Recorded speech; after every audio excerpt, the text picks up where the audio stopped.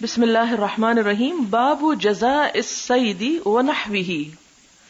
جزا یعنی فدیہ یا کفارہ، الصید شکار کا، ونحوہ اور اس جیسی چیزوں کا.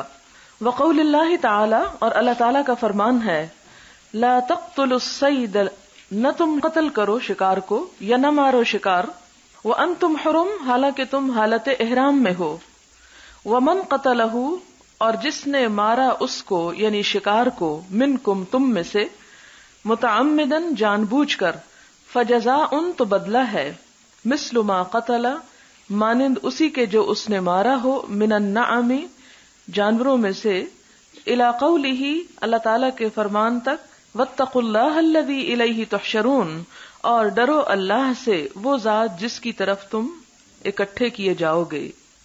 اس باب میں ہم دیکھتے ہیں کہ صرف آیت ہے، کوئی حدیث نہیں ہے، لیکن آیت بھی سیلف ایکسپلینیٹری ہے. باب اذا صاد الحلال فاہدى للمحرم الصید اکلہ. باب اذا صاد، جب شکار کرے، الحلال حلال شخص، یعنی احرام کے بغیر اگر کوئی شخص کوئی شکار کر لیتا ہے اور پھر وہ کسی ایسے شخص کو اس میں سے کھانے کے لیے دیتا ہے جس نے احرام پہنا ہوا ہو، تو وہ شخص اکلہ کھا سکتا ہے اس کو. بغیر احرام کے شخص نے شکار کیا، شکار کر کے احرام والے کو کھانے کو دیا، احرام والا کھا سکتا ہے. ولم یرا ابن عباس وانس بالذبح بأسا، ابن عباس اور حضرت انس کے نزدیک ذبح کرنے میں کوئی حرج نہیں، یعنی شکار کرنا حرام ہے، لیکن اگر کوئی جانور خود سے خریدا ہوا ساتھ لے جا رہا ہے تو راستے میں اس کو احرام پہنے ہوئے ذبح کرنے میں کوئی حرج نہیں. کیونکہ آپ دیکھیں کہ منا میں جب قربانیاں ذبح کی جاتی ہیں تو بھی لوگ احرام ہی کی حالت میں ہوتے ہیں. وَهُوَ فِي غَيْرِ الصَّيْدِ نَحْوَ الْإِبِلِ وَالْغَنَمِ وَالْبَقَرِ، اور وہ شکار کے علاوہ جیسے اونٹ ہو، بکری ہو، گائے ہو، وَالدَّجَاجِ اور مرغی ہو، وَالْخَيْلِ اور گھوڑا. گھوڑا اگرچہ مویشی جانور نہیں ہے، حلال کے ضمن میں نہیں آتا، اس کو مکروہ سمجھا گیا اس کا گوشت کھانا، اور حرام کے اس میں بھی نہیں آتا. یقال عدل، یہ لفظ جو اس میں عدل کا آیا ہے اس کا کیا معنی ہے؟ اس کا معنی ہے مثلو، مانند. فاذا کسرت عدل، اور اگر زیر کے ساتھ عدل کا لفظ آئے، فہو زنۃ، تو اس کا معنی ہے وزن. ذالک، یہ قیامن کا لفظ جو آیا ہے اس کا معنی ہے قوامن. قوام کہتے ہیں گزارا کرنے کو. یعدلون یجعلون لہ عدلا، یعدلون کا معنی ہوتا ہے کسی چیز کے برابر کسی چیز کو بنا دینا، اس کے یعنی برابر لے آنا. حدثنا معاذ بن فضالہ حدثنا ہشام عن یحیی عن عبد اللہ بن ابی قتادہ قال انطلق ابی عام الحدیبیۃ فاحرم اصحابہ ولم یحرم. عبداللہ بن ابی قتادہ یعنی ابو قتادہ کے بیٹے روایت کرتے ہیں کیا؟ قال انطلق ابی، گئے میرے والد، عام الحدیبیۃ حدیبیہ کے سال، فاحرم اصحابہ تو احرام پہنا ان کے ساتھیوں نے، ولم یحرم اور انہوں نے احرام نہ پہنا. کس نے احرام نہیں پہنا یہاں؟ ابو قتادہ نے. یہ سمجھنا ضروری ہے کہ کس نے احرام نہیں پہنا، کیونکہ ساری حدیث کا دار و مدار یا سمجھنے کا دار و مدار اسی بات پر ہے. ابو قتادہ نے احرام نہیں پہنا. وحدث النبی صلی اللہ علیہ وسلم، اور بتایا گیا آپ صلی اللہ علیہ وسلم کو، ان عدوا یغزوہ کہ ایک دشمن آپ سے لڑنا چاہتا ہے. فانطلق النبی صلی اللہ علیہ وسلم، پس نبی صلی اللہ علیہ وسلم تشریف لے گئے. فبینا ابی مع اصحابہ، تو میرے والد اپنے ساتھیوں کے ساتھ تھے. یضحک بعضهم الی بعض، تو ان میں سے بعض کو دیکھ کر ہنسنے لگے. یعنی اب اس میں تھوڑی سی بات اچھی طرح سمجھ لیں، کیونکہ یہ حدیث بار بار آئے گی اور وہاں میں ہر دفعہ ترجمہ نہیں کروں گی. بات یہاں پر یہ کی جا رہی ہے کہ آپ صلی اللہ علیہ وسلم حدیبیہ کے سال جب عمرے کے لیے نکلتے ہیں تو آپ کے بہت سے ساتھی بھی آپ کے ساتھ ہیں. ان میں حضرت ابو قتادہ بھی ہیں جو احرام کے بغیر ہی ساتھ جا رہے ہیں. ان کی نیت نہیں ہوگی عمرہ کرنے کی، احرام نہیں پہنا. آپ راستے میں جا رہے تھے کہ آپ کو بتایا گیا کہ آپ کو ایک دشمن کا مقابلہ کرنا ہوگا. یعنی جیسے خبریں ملتی رہتی ہیں فلاں جگہ دشمن ہے، فلاں جگہ یہ مشکل ہے، اب یہ ہونے والا ہے. تو آپ صلی اللہ علیہ وسلم چلتے گئے، یعنی دشمن کا نام سن کے رکے نہیں، اور آپ کے ساتھی بھی آپ کے ساتھ جا رہے تھے. کہ ہوا ایسے کہ راستے میں کچھ لوگ ایک دوسرے کو دیکھ کے ہنسنے لگے. جیسے آپ لوگ بھی جب بہت سارے اکٹھے ہوتے ہیں, کوئی چیز گرتی ہے یا کوئی چیز نظر آتی ہے جس میں آپ سب کا انٹرسٹ ہے, لیکن ایک دوسرے کو آپ منہ سے بتا نہیں سکتے, تو آپ ہنسنا شروع کر دیتے ہیں.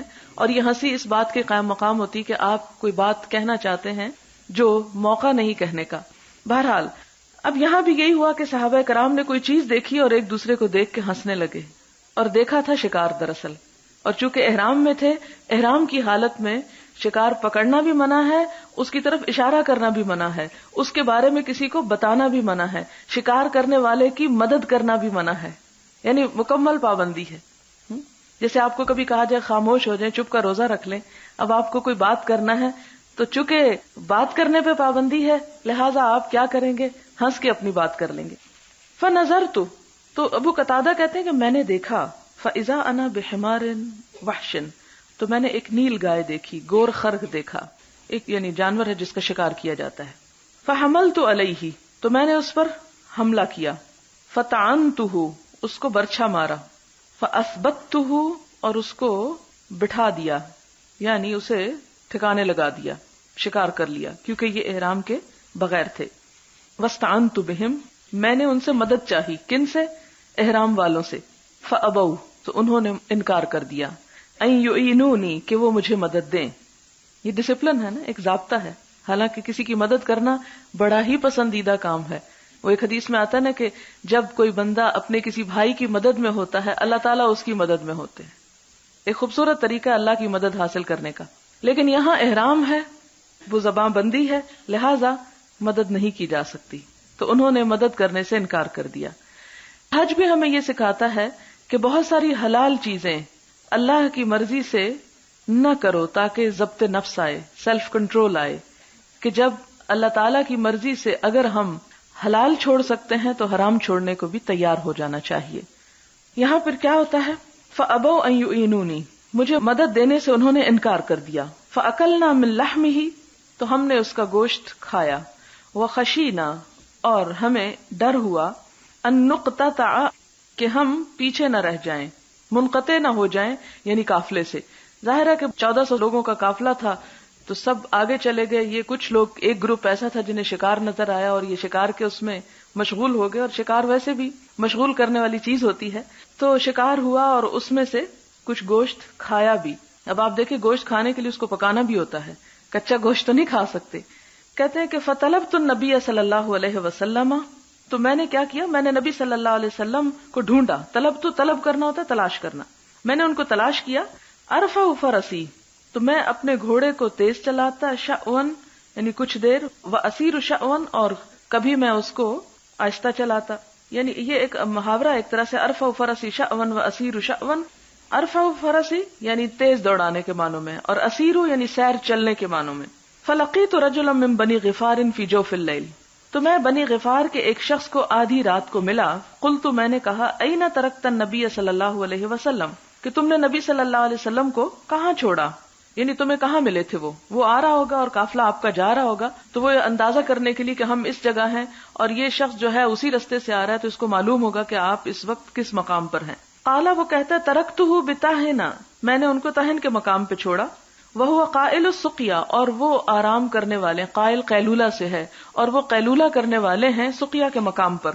فقلت, تو میں نے کہا, یا رسول اللہ, ان اہلک یقرؤون علیک السلام, کہ آپ کے ساتھی جو ہیں, اہلک یہاں اب اہل و عیال بیویوں کے معنوں میں نہیں بلکہ صحابہ کرام کے معنوں میں ہیں. آپ کے گھر والے, یعنی وہ بھی ایک بڑی فیملی ہے نا, آپ کے گھر والے آپ کو سلام کہتے ہیں. ورحمت اللہ, اور اللہ کی رحمت بھیجتے ہیں. انہم قد خشوا, وہ ڈر رہے ہیں, ان یقتطعوا دونک, کہ وہ آپ سے جدا نہ رہ جائیں, الگ نہ رہ جائیں. فانتظرہم, آپ ان کا انتظار کیجیے. قلت یا رسول اللہ, اصبت حمار وحش, پھر میں نے بتایا کہ اے اللہ کے رسول صلی اللہ علیہ وسلم, میں نے ایک گور خر جو ہے وہ مارا ہے, یا نیل گائے. وعندی منہ فاضلۃ, اور میرے پاس اس کا بچا ہوا گوشت بھی ہے ساتھ. فقال للقوم, تو لوگوں سے کہا آپ نے, صحابہ کرام سے آپ نے فرمایا, کلو, کھاؤ, وہم محرمون, اور وہ سارے کے سارے احرام کی حالت میں تھے. تو اس حدیث سے کیا پتہ چلتا ہے کہ اگر کوئی اور شخص شکار کیے بیٹھا ہو اور گوشت آفر کر دے تو اس کے کھانے میں حرج نہیں ہے, باقی تمام چیزیں ممنوع ہیں شکار سے متعلقہ. بابن, اذا رأى المحرمون صیدا، جب احرام والے کوئی شکار دیکھیں، فضحکوا، پھر ہنس پڑیں، ففتن الحلال، تو حلال شخص جو ہے وہ سمجھ جائے. تو کیا ایسا کیا جا سکتا ہے؟ وہ بھی کھا سکتے ہیں. کہیں ہنسنا تو اطلاع دینے میں نہیں شامل. اب دیکھیں کہ ہنسنے پہ پابندی نہیں ہے، کیونکہ ہنسنا ایک بالکل بے اختیار سی چیز بعض اوقات ہوتا ہے، اس لیے اس پر آپ صلی اللہ علیہ وسلم نے ان کو منع نہیں کیا. حدثنا سعید بن الربیع حدثنا علی بن المبارک ان یحییٰ ان عبد اللہ بن ابی قتادہ ان اباہ حدثہ قال انطلقنا مع النبی صلی اللہ علیہ وسلم عام الحدیبیۃ فاحرم اصحابہ ولم احرم. وہی حدیث ہے دوبارہ. ابو قتادہ کہتے ہیں کہ عام الحدیبیہ کو ہم نبی صلی اللہ علیہ وسلم کے ساتھ گئے، آپ کے صحابہ نے احرام پہنا اور میں نے احرام نہیں پہنا. فأنبئنا بعدو بغیقۃ، غیقہ کے مقام پر پتہ چلا کہ ایک دشمن ہے، ہمیں خبر ملی. انبئنا، ہمیں خبر دی گئی ایک دشمن کی غیقہ کے مقام پر. فتوجہنا نحوہم، تو ہم اس طرف کو چل دیے. فبصر اصحابی بحمار وحش، تو میرے ساتھیوں نے ایک وحشی گائے دیکھی، نیل گائے دیکھی. فجعل بعضهم يضحك الى بعض، تو ان میں سے بعض کو دیکھ کے ہنسنے لگے. فنظرت فرأيته فحملت عليه الفرس، کہ میں نے دیکھا اور میں نے اس کی طرف، اس کے اوپر یعنی شکار کے اوپر اپنا گھوڑا دوڑایا. فطعنته، اس کو نیزہ مارا. فاثبته، اور اس کو جما دیا یعنی گرا دیا. فاستعنتهم، میں نے ان سے مدد چاہی. فابوا ان يعينوني، انہوں نے مجھے مدد دینے سے انکار کیا. فاکلنا منه، ہم نے اس میں سے کھا لیا. ثم لحقت برسول اللہ صلی اللہ علیہ وسلم، پھر میں نبی صلی اللہ علیہ وسلم سے جا ملا. وخشینا ان نقتطع، اور ہمیں ڈر تھا کہ ہم الگ نہ ہو جائیں. ارفع فرسی شأوا واسیر علیہ شأوا، کبھی میں گھوڑے کو تیز چلاتا اور کبھی آہستہ. فلقیت رجل من بنی غفار فی جوف اللیل، آدھی رات کو میں بنی غفار کے ایک شخص سے ملا. فقلت اینا ترکت رسول اللہ صلی اللہ علیہ وسلم، میں نے پوچھا کہ نبی صلی اللہ علیہ وسلم کو کہاں چھوڑا ہے. قال ترکتہ بطاہنہ، کہا کہ میں نے طاہن کے مقام پر، وہو قائل السقیا، اور ان کا ارادہ سقیا کے مقام پہ قیلولہ کرنے کا ہے. فلحقت برسول اللہ صلی اللہ علیہ وسلم حتی اتیتہ، تو میں آپ صلی اللہ علیہ وسلم سے جا ملا یہاں تک کہ آپ کے پاس آیا، پیش ہوا. فقلت یا رسول اللہ ان اصحابک ارسلوا یقرؤون علیک السلام ورحمۃ اللہ وبرکاتہ وانہم قد خشوا ان یقتطعہم العدو دونک، وہ ڈر رہے ہیں کہ ان کو دشمن جو ہے وہ آپ سے جدا نہ کر دیں. فانظرہم، آپ ان کا انتظار کیجئے. ففعل، تو آپ نے ایسا ہی کیا. فقلت، تو میں نے کہا یا رسول اللہ، اے اللہ کے رسول صلی اللہ علیہ وسلم، انا اسدنا حمار وحش، کہ ہم نے ایک گورخر شکار کیا ہے. اسدنا صید سے ہے یہ. وان عندنا فاضلۃ، اور ہمارے پاس کچھ بچا ہوا بھی ہے. فاضل یعنی بچا ہوا. فقال رسول اللہ صلی اللہ علیہ وسلم، تو آپ نے فرمایا لاصحابی، اپنے ساتھیوں سے، کلو، کھاؤ، وہم محرمون، اور وہ احرام پہنے ہوئے تھے. باب لا يعين المحرم الحلال في قتل الصيد، احرام والا شخص بغیر احرام والے کی شکار مارنے میں مدد نہ کرے. حدثنا عبداللہ بن محمد حدثنا سفیان حدثنا صالح بن کیسان عن ابی محمد سمع ابا قتادہ رضی اللہ عنہ قال كنا مع النبی صلی اللہ علیہ وسلم بالقاحة من المدینہ. حدیث وہی ہے، الفاظ نئے نئے بیچ میں آئیں گے، کہیں زیادہ تفصیل ایک جگہ کی ہوگی، کہیں دوسرے مقام کی تفصیل ہوگی. تو قاحہ جگہ پر ملاقات ہوتی ہے. علی ثلاث، یعنی جو مدینہ سے 3 منزل پر ہے. وحدثنا علی بن عبداللہ حدثنا سفیان حدثنا صالح بن کیسان عن ابی محمد عن ابی قتادہ رضی اللہ عنہ قال كنا مع النبی صلی اللہ علیہ وسلم بالقاحة ومنا المحرم ومنا غیر المحرم فرأيت اصحابی يتراءون شيئا، تو میں نے اپنے ساتھیوں کو دیکھا کہ وہ آپس میں کسی چیز کی وجہ سے ایک دوسرے کو دیکھ رہے ہیں. يتراءون کا مطلب تھا ایک دوسرے کو دیکھنا. فنظرت، تو میں نے دیکھا. فإذا حمار وحش یعنی وقع صوته، تو اتنے میں کیا ہوا کہ ایک نیل گائے تھی، یعنی وقع صوته، اس کا کوڑا جو ہے وہ گر پڑا. فقالوا یعنی لا نعینک علیہ بشیء، ہم آپ کی کسی چیز پہ مدد نہیں کرتے. یعنی جس وقت وہ شکار کرنے لگے ابو قتادہ تو ان کا کوڑا نیچے گر پڑا. اور کوڑا کس لیے ہوتا ہے؟ وہ جانور کو بھگانے کے لیے. اب انہوں نے یہ کہا کہ تم مجھے کوڑا پکڑا دو. انہوں نے کہا نہیں، چونکہ تم شکار کی نیت رکھتے اس لیے اب ہم تمہاری مدد نہیں کریں گے. انا محرمون فتناولته فاخذته ثم اتيت الحمار، وہ کہتے ہیں کہ انہوں نے نہیں مجھے پکڑا تو میں نے خود ہی پکڑ لیا. تناولته فاخذته ثم اتيت الحمار من وراء اکمۃ، اکمہ ٹیلے کو کہتے ہیں. اب یہاں ذرا سی تفصیل ہے کہ وہ جو شکار تھا وہ کہاں جا مارا، تو ٹیلے کے پیچھے وہ چھپا ہوا تھا، وہاں جا کے میں اس پہ پڑ گیا. فاخرته، میں نے اسے کاٹ ڈالا. فأتيت به أصحابي فقال بعضهم كلوا وقال بعضهم لا تأكلوا. یہاں ایک اور نئی چیز ملتی ہے کہ صحابہ کرام آپس میں شک میں پڑ گئے. کچھ نے کہا کھا لو تو کچھ دوسروں نے کہا نہیں مت کھاؤ. فأتيت النبي صلی اللہ علیہ وسلم، میں نبی صلی اللہ علیہ وسلم کے پاس آیا، وهو امامنا فسألته فقال كلوه حلال. قال لنا عمرو اذهبوا الى صالح فسلوه عن هذا وغيره وقدم علينا ها هنا. باب لا يشير المحرم الى الصيد لكي يصطاده الحلال. نہ اشارہ کرے احرام والا طرف شکار کے تاکہ شکار کر سکے اس کو حلال شخص. یعنی احرام والا اس نیت سے کسی شکار کی طرف اشارہ نہ کرے کہ جس سے حلال شخص اسے شکار کر لے. حدثنا موسى بن اسماعیل حدثنا ابو عوانہ حدثنا عثمان هو ابن موهب قال اخبرني عبد الله بن ابي قتادة ان اباه اخبره ان رسول الله صلى الله عليه وسلم خرج حاجا فخرجوا معه فصرف طائفة منهم. تو ایک گروہ جو تھا ان میں سے دوسری طرف کو چلا گیا. فیہم ابو قتادہ، جن میں ابو قتادہ بھی تھے. فقال، تو کہا خذوا ساحل البحر، تم ساحل سمندر کی طرف سے آؤ، حتی نلتقی، یہاں تک کہ ہم مل جائیں. فاخذوا ساحل البحر، تو وہ صحابہ کرام کا جو گروہ تھا وہ سمندر کے کنارے کنارے چلنے لگا. فلما انصرفوا احرموا كلهم، جب چلے تو سب کے سب نے احرام پہن لیا. الا ابا قتادہ لم يحرم، ابو قتادہ نے نہ پہنا. فبینما هم یسیرون اذ رأوا حمر وحش، اس دوران کہ وہ جا رہے تھے گور خر دیکھی. فحمل ابو قتادہ علی الحمر فعقر منها اتانا، گور خر جب دیکھی تو ان میں سے ایک مادہ کو شکار کر لیا. فنزلوا فاکلوا، سب اترے اور انہوں نے کھایا. من لحمها، اس کے گوشت سے. وقالوا، اور کہا اناکل لحم صید ونحن محرمون، اور اس موقع پہ وہ کہنے لگے کہ کیا ہم احرام کی حالت میں یہ گوشت کھا لیں. فحملنا ما بقي من لحم الاتانی، تو باقی جو بچا گوشت ہم ساتھ اٹھا کے لے گئے. فلما اتوا رسول اللہ صلی اللہ علیہ وسلم قالوا یا رسول اللہ انا كنا احرمنا وقد كان ابو قتادة لم يحرم. صحابہ کرام نے نبی صلی اللہ علیہ وسلم کو قصہ بتایا کہ یا رسول اللہ صلی اللہ علیہ وسلم ہم سب احرام پہنے ہوئے تھے اور ابو قتادہ نے احرام نہیں پہنا تھا. فرأينا حمر وحش فحمل عليها ابو قتادة فعقر منها اتانا فنزلنا فاكلنا من لحمها ثم قلنا اناكل لحم صيد ونحن محرمون فحملنا ما بقي من لحمها. قال امنكم احد امره ان يحمل عليها او اشار اليها. تو یہاں پر ایک نئی بات ہے کہ آپ صلی اللہ علیہ وسلم نے صحابہ کرام سے پوچھا کہ کیا اس شکار کو جب کیا جا رہا تھا تو تم میں سے کسی شخص نے اس میں کوئی مدد دی؟ امنکم احد امرہ، اس کا حکم دیا، ان یحمل علیہا، کہ وہ اس پہ حملہ کرے، او اشار الیہا، یا شکار کی طرف پوائنٹ آؤٹ کیا، اشارہ کیا. قالوا لا، صحابہ کرام نے کہا کہ نہیں، ہم میں سے کسی نے ایسا کچھ نہیں کیا. قال فقلوا ما بقي من لحمها، تو آپ نے فرمایا جو اس کا باقی گوشت ہے اس کو کھا لو. یعنی اگر تم نے اشارہ کیا تو پھر وہ جائز نہیں.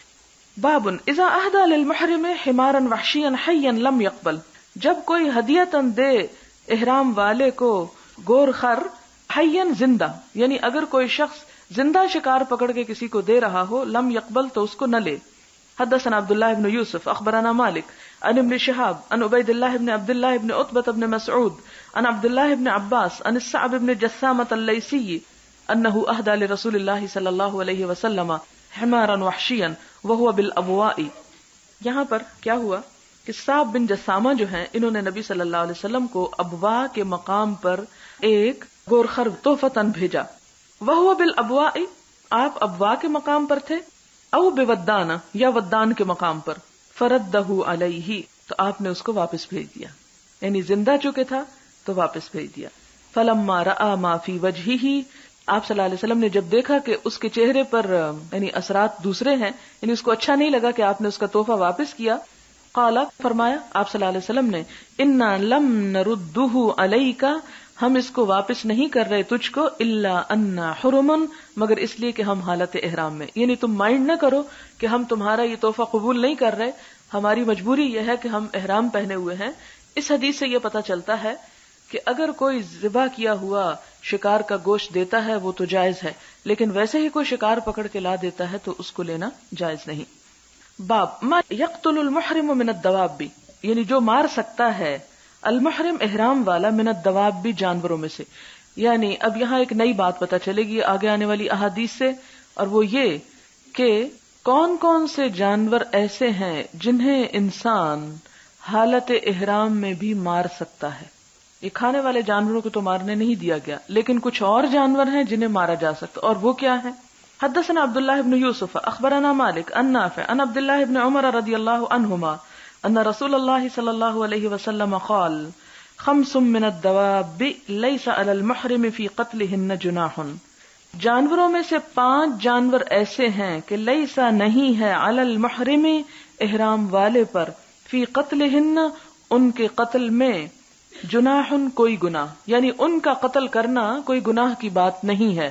وعن عبداللہ بن دینار عن عبداللہ بن عمر ان رسول اللہ صلی اللہ علیہ وسلم قال کہ نبی صلی اللہ علیہ وسلم نے فرمایا، یعنی اسی طرح کی حدیث آتی ہے۔ اب وہ تفصیلات اگلی احادیث میں آ جائیں گی کہ وہ کون سے جانور ہیں جن کو حالت احرام میں مارا جا سکتا ہے۔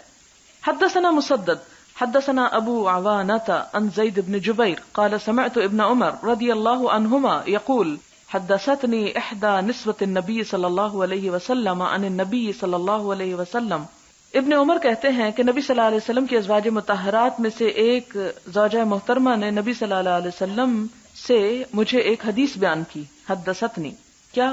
قال آپ صلی اللہ علیہ وسلم نے فرمایا یقتل المحرم، یعنی احرام والا قتل کر سکتا ہے، لیکن تفصیل یہاں نہیں ہے کہ کیا کیا آگے آتی ہے۔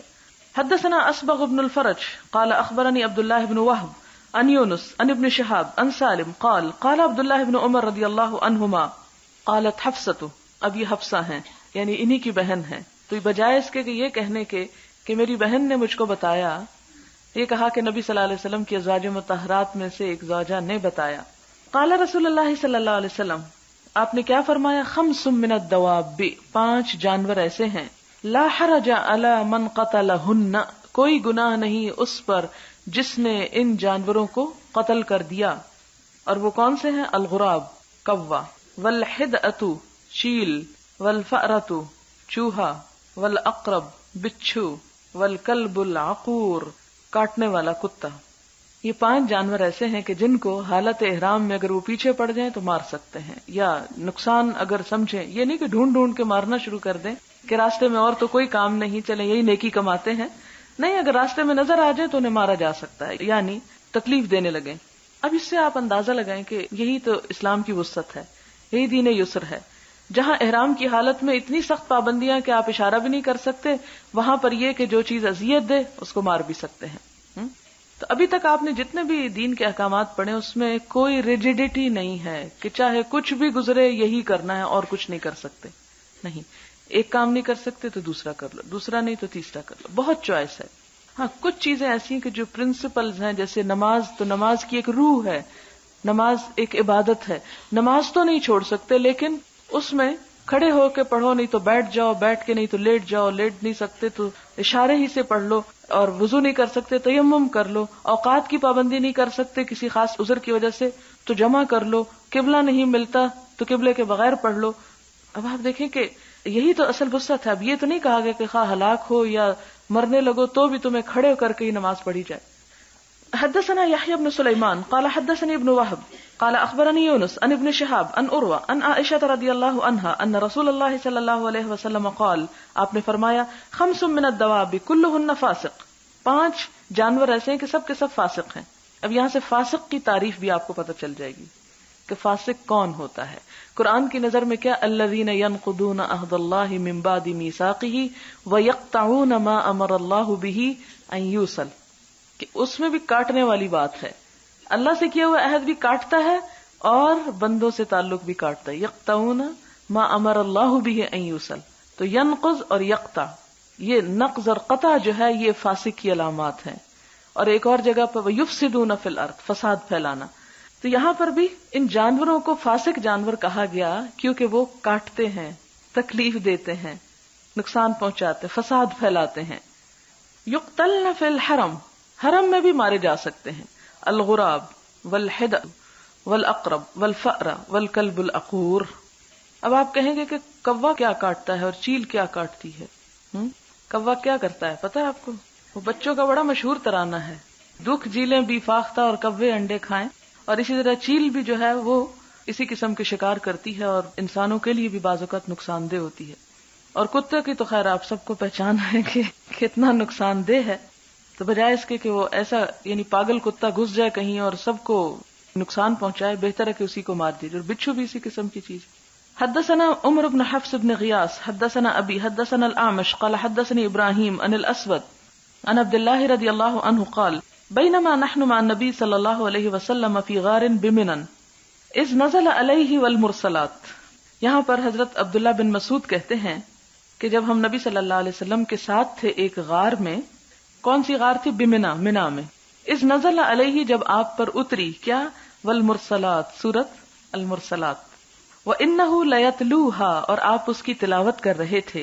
وَإِنِّي لَأَتَلَقَّاهَا مِنْ فِيهِ اور میں آپ سے اسے سیکھ رہا تھا. تلقی ہوتا ہے کسی کی زبان سے کوئی چیز سن کر سیکھنا.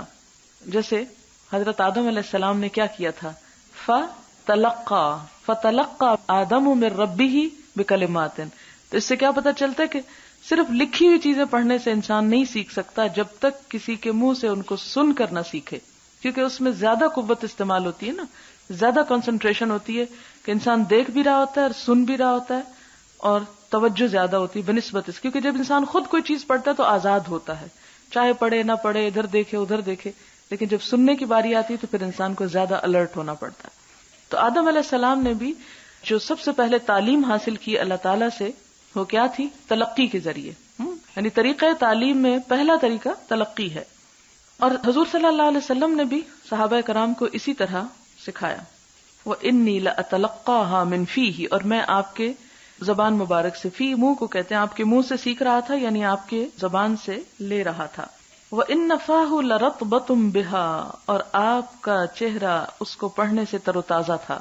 اس سے یہ پتہ چلتا ہے اگر استاد کا چہرہ تر و تازہ ہو تو وہ سیکھنے میں زیادہ مدد دیتا ہے بنسبت دوسری شکل کے.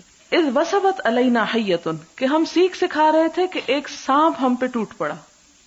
وثبت جمپ لگا کے اچانک کسی کے اوپر جا کودنا. فقال النبی صلی اللہ علیہ وسلم تو نبی صلی اللہ علیہ وسلم نے فرمایا اقتلوها اسے قتل کر دو. فابتدرناها تو ہم جلدی بھاگے اس کی طرف، لپکے اس کی طرف. فذهبت تو سانپ بھاگ گیا. فقال النبی صلی اللہ علیہ وسلم وقیت شرکم کما وقیتم شرہا. کیا خوبصورت الفاظ ہیں کہ تمہارے شر سے وہ بچ گئی اور تم اس کے شر سے بچ گئے. حدثنا اسماعیل قال حدثني مالک عن ابن شہاب عن عروۃ بن الزبیر عن عائشہ رضی اللہ عنہا زوج النبی صلی اللہ علیہ وسلم ان رسول اللہ صلی اللہ علیہ وسلم قال للوزغ آپ نے چھپکلی کے بارے میں فرمایا. اب دیکھیں ایک حدیث میں 5 چیزوں کے ذکر ہے، ایک میں پھر سانپ کا ذکر ہے، اب اگلی میں چھپکلی کا ہے. فواسق کہ یہ ایک فاسق جانور ہے، چھوٹا سا فاسق کی تصغیر.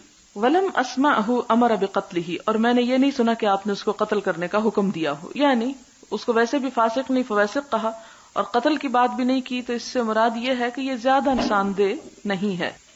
باب لا يعضد شجر الحرم حرم کے درخت نہ کاٹے جائیں. وقال ابن عباس اور ابن عباس کہتے ہیں رضی اللہ عنہما ان النبی صلی اللہ علیہ وسلم لا يعضد شوکہ کہ اس کے کانٹے نہ کاٹے جائیں. حدثنا قتیبہ حدثنا اللیث عن سعید بن ابی سعید المقبری عن ابی شرح العدوی انہ قال لعمر بن سعید وهو يبعث البعوث الى مکہ. عمر بن سعید سے کہا، کس نے؟ ابو شرح نے، اور وہ مکہ کی طرف فوجیں بھیج رہا تھا. اذن لی ایھا الامیر کہ اجازت دو مجھ کو اے امیر، احدثک قولا کہ میں تم کو ایک بات سناؤں. قام به رسول اللہ صلی اللہ علیہ وسلم الغد من یوم الفتح کہ جو نبی صلی اللہ علیہ وسلم نے فتح مکہ کے دوسرے روز ارشاد فرمائی تھی. فسمعته اذنایا تو سنا تھا اس کو میرے دونوں کانوں نے. ووعاہ قلبی اور یاد رکھا اس کو میرے دل نے. وابصرته عینایا اور دیکھا اس کو میری دونوں آنکھوں نے. حین تکلم به جس وقت آپ نے یہ کلام ارشاد فرمایا. انہ حمد اللہ واثنى علیہ کہ آپ نے اللہ تعالیٰ کی حمد و ثنا کی. ثم قال پھر فرمایا ان مکہ حرمہ اللہ کہ بے شک اللہ تعالیٰ نے مکہ کو حرام قرار دیا. ولم یحرمها الناس اور لوگوں نے حرام نہیں قرار دیا، یعنی یہ حرمت لوگوں کی اپنی خود ساختہ من گھڑت نہیں ہے بلکہ اللہ تعالیٰ کی یعنی مقرر کردہ ہے.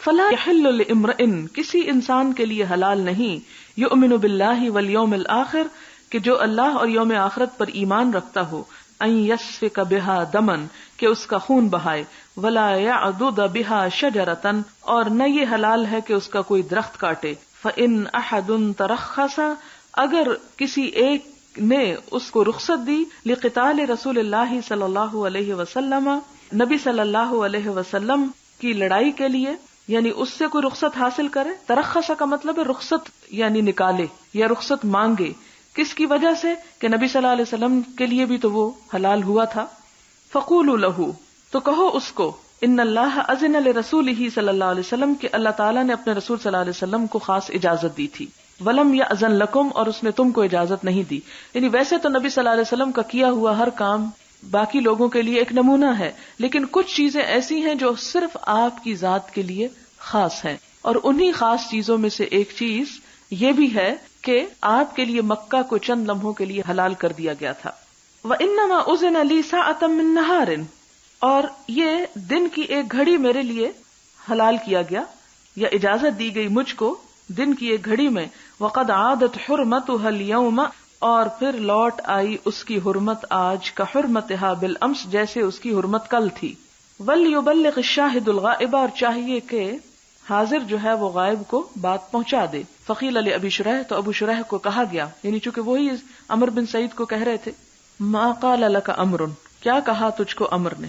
قال تو وہ کہتے ہیں انا اعلم بذلك منك یا ابا شریح میں تم سے زیادہ بہتر جانتا ہوں ابو شریح اس بات کو، ان الحرم لا يعيذ عاصيا حرم نہیں پناہ دیتا کسی گناہگار کو، ولا فارا بدم اور نہ کسی خون کر کے بھاگنے والے کو، ولا فارا بخربت اور نہ کوئی جرم کر کے بھاگنے والے کو، خربت بلیت خربہ کا معنی ہے بلیہ یعنی آزمائش یا جرم۔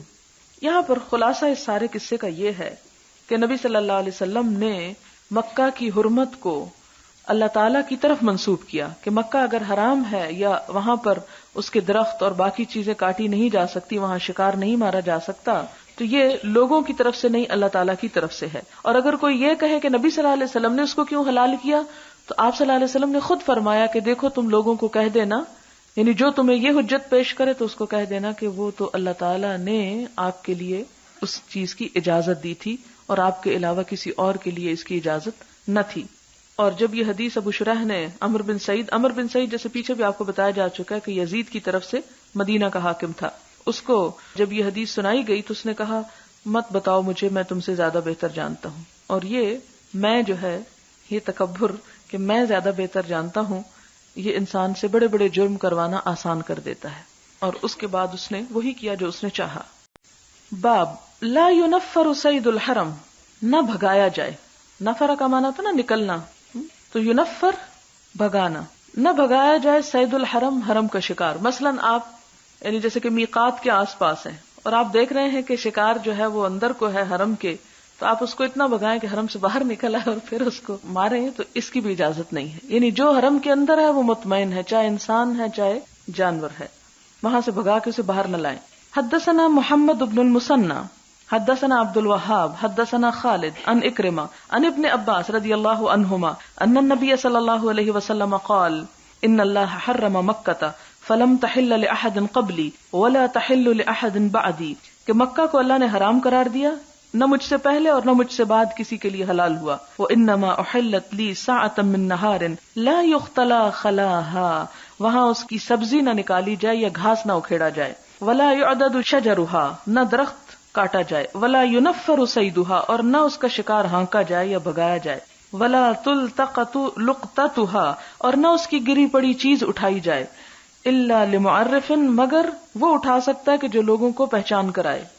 وقال العباس اور حضرت عباس کہتے ہیں یا رسول اللہ الا الازخر ازخر کی اجازت تو ہے نا، لساغتنا ہمارے سناروں کے لیے، وقبورنا اور ہماری قبروں کے لیے۔ فقال الا الازخر تو آپ نے ازخر کی گھاس اکھیڑنے کی اجازت دے دی۔ وعن خالد عن اکرمہ قال هل تدری ما لا ينفر صیدها هو ان ينحيه من الظل ينزل مكانه۔ اب یہاں پر خالد اکرمہ سے روایت کرتے ہیں اور کہتے ہیں کہ تم جانتے ہو شکار ہانکنے کا مطلب کیا ہے؟ تو یہاں وہ اپنی سمجھ کے مطابق اس کا جواب دیتے ہوئے کہتے ہیں کہ اس کا مطلب ہے ان ينحيه من الظل کہ اس کو سائے سے ہٹا دیا جائے، ينزل مكانه تاکہ وہ خود وہاں بیٹھ جائے۔ یعنی ایک تو میں نے بتایا نا کہ اگر کسی نے شکار کرنا ہو تو اس کو اندر سے باہر لے جائے، یعنی دوسری طرف. اور دوسرا معنی یہاں انہوں نے کیا بتایا کہ کوئی شخص اگر کسی درخت کے نیچے کسی جانور کو بیٹھا ہوا دیکھے تو اس کو وہاں سے بھگائے نہ کہ جاؤ تم یہاں سے، میں نے یہاں بیٹھنا ہے. یہ بھی اجازت نہیں. جانوروں کا حق بھی وہاں اتنا ہی ہے جتنا انسانوں کا. بابن لا يحل القتال بمکہ، مکہ میں قتال یا لڑنا حلال نہیں. وقال ابو شریح رضی اللہ عنہ ان النبی صلی اللہ علیہ وسلم، ابو شریح نے نبی صلی اللہ علیہ وسلم سے یہ حدیث روایت کی، لا يسفك بها دمن، کہ وہاں خون نہیں بہایا جائے گا، نہ بہائے وہاں خون.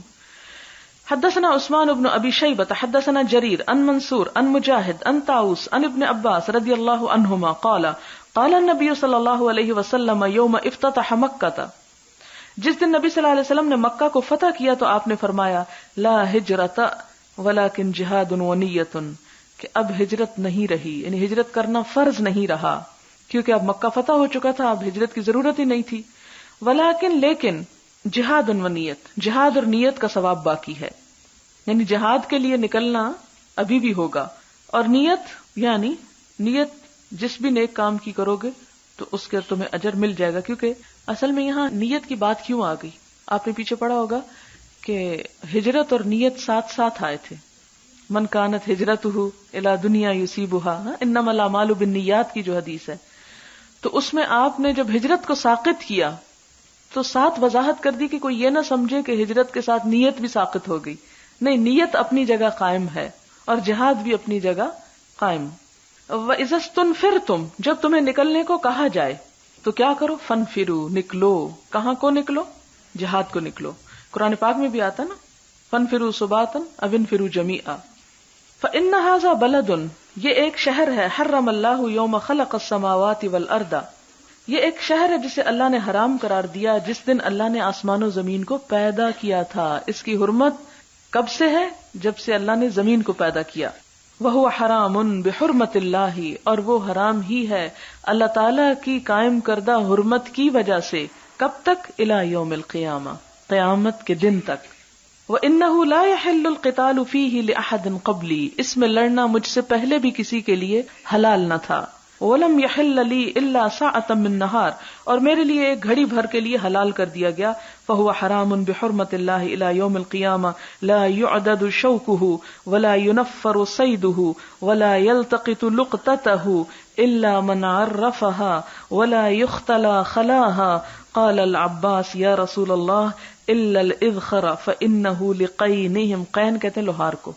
پیچھے ساغا کا لفظ آ گیا، وہ ہے سنار اور یہ ہے لوہار، یعنی دھاتوں کے پگھلانے اور اس میں چیزیں بنانے میں کسی نہ کسی طرح استعمال ہوتی ہوگی، اس لیے اس کی اجازت دی گئی. ولی بیوتہم، اور گھروں کو یعنی لیپنے کے کام. قال الا الاسخر، راوی کہتے ہیں کہ آپ نے فرمایا ہاں اسخر کی اجازت ہے. باب الحجامۃ للمحرم، محرم کو پچھنے لگوانا. وقوا ابن عمر ابنہ، اور ابن عمر نے اپنے بیٹے کو داغ دیا. یہ بیماریوں کے علاج ہیں مختلف. وہو محرم، حالانکہ وہ احرام کی حالت میں تھے. وَيَتَدَاوَى مَا لَمْ يَكُنْ فِيهِ طِيبٌ، اور ایسی دوا لگا سکتا ہے انسان جس میں خوشبو نہ ہو. سارے باب کا اصل مقصد یہ ہے کہ حالت احرام میں بیماریوں کا علاج کیا جا سکتا ہے، اور علاج میں آپریشن بھی شامل ہے. یعنی حجامت کو آپ انجیکشن کہہ لیں، کیونکہ پچھنے بھی وہ جو خون چوستے تھے تو اندر ڈنگ مار کے ہی کچھ نکالتے ہوں گے، چوسنے کا عمل بغیر اس کے انجیکٹ کیے تو نہیں ہو سکتا. اسی طرح یہ ہے کہ کٹ لگانا، حجامت ایک وہ بھی ہوتا ہے نا، جیسے زخموں وغیرہ کے اوپر بھی کٹ لگا کے وہ پس نکالتے تھے نشتر تیز کے ساتھ. پھر اسی طرح قوا ابن عمر ابنہ، یعنی ان کو داغ لگایا. بعض اوقات ایسے بیماریاں ہوتی ہیں اسکن کی کہ جن کو جلایا جاتا تھا. پھر اسی طرح خوشبو کے بغیر دوائیاں جو ہیں استعمال کی جا سکتی ہیں، لیکن ایک تو ہے نا وہ خوشبو جو ممنوع ہے، اور ایک وہ دوا کی جو اپنی ایک بساند ہوتی ہے، وہ نہیں اس سے مراد. حدثنا علی بن عبد اللہ حدثنا سفیان قال قال لنا امر اول شیء سمعت عطاء یقول، پہلی چیز جو میں نے عطاء سے سنی، عطاء بن ابی رباح سے، یقول کہتے تھے، سمعت ابن عباس رضی اللہ عنہما، میں نے ابن عباس سے سنا، یقول کہتے ہیں، احتجم رسول اللہ صلی اللہ علیہ وسلم وهو محرم، کہ نبی صلی اللہ علیہ وسلم نے پچھنے لگوائے اس حال میں کہ آپ حالت احرام میں تھے. ثم سمعته یقول، پھر میں نے سنا کہ آپ فرما رہے تھے، حدثنی طاؤس عن ابن عباس فقلت لعلہ سمعه منهما، اب یہ تھوڑی سی سند پہ بات ہے، ذرا دلچسپ ہے اس لیے. پھر کہتے ہیں کہ میں نے یہ دوبارہ جب ان سے حدیث سنی تو وہ طاؤس ابن عباس سے روایت کرتے ہیں. یعنی یہاں پر کیا ہے، عطا ابن عباس سے اور دوسری روایت میں طاؤس ابن عباس سے. تو میں نے تھوڑا شک کیا کہ یہ کیا، پہلے جب انہوں نے حدیث سنائی تھی تو کسی اور استاد کا نام لیا تھا، بدل دیا. تو پھر میں نے کہا فقلت لعلہ سمع منہما، کہ ہو سکتا ہے کہ دونوں سے ہی سنا ہو. حدثنا خالد بن مخلد حدثنا سلیمان بن بلال ان القمۃ بن ابی القمہ ان عبد الرحمن الاعرج ان ابن بحینۃ رضی اللہ عنہ قال احتجم النبی صلی اللہ علیہ وسلم وهو محرم بلحی جمل فی وسط رأسہ، کہ نبی صلی اللہ علیہ وسلم نے حالت احرام میں پچھنے لگوائے بلحی جمل، لحی جمل کے مقام پر، یعنی ایک علاقے کا نام ہے، فی وسط رأسہ اپنے سر کے بالکل درمیان میں. باب تزویج المحرم، حالت احرام میں نکاح کیا جا سکتا ہے، شادی ہو سکتی. حدثنا ابو المغیرۃ عبد القدوس ابن الحجاج حدثنا الاوزاعی حدثني عطاء بن ابی رباح عن ابن عباس رضی اللہ عنہما ان النبی صلی اللہ علیہ وسلم، کہ نبی صلی اللہ علیہ وسلم نے تزوج میمونۃ، حضرت میمونہ سے شادی کی، وہو محرم، حالانکہ آپ حالت احرام میں تھے. امام بخاری کا اس بارے میں شاید موقف یہی ہے کہ محرم نکاح کر سکتا ہے، جبکہ جمہور علماء کے نزدیک احرام کی حالت میں نکاح کرنا جائز نہیں. اور اس کی بنیاد مسلم کی ایک حدیث ہے جس میں آتا ہے کہ محرم نہ تو نکاح کرے، نہ ہی کروائے، اور نہ ہی نکاح کا پیغام بھیجے. اور جس واقعے کا اس حدیث میں ذکر ہے، اس کے بارے میں سیرت کی کتابوں میں آتا ہے کہ آپ صلی اللہ علیہ وسلم نے عمرۃ القضاء کے موقع پر مدینہ سے روانہ ہونے سے قبل حضرت جعفر بن ابی طالب کے ذریعے نکاح کا پیغام بھجوا دیا تھا. مکہ میں 3 دن قیام کے دوران نکاح ہوا، رخصتی نہیں ہوئی. آپ صلی اللہ علیہ وسلم نے مکہ سے روانگی کے بعد صرف کے مقام پر قیام کیا، اور اسی جگہ حضرت میمونہ مکہ سے حضرت ابو رافع کے ہمراہ پہنچی. باب ما ينهى من الطيب للمحرم والمحرمة، احرام والے مرد اور عورت کو خوشبو لگانے کی اجازت نہیں.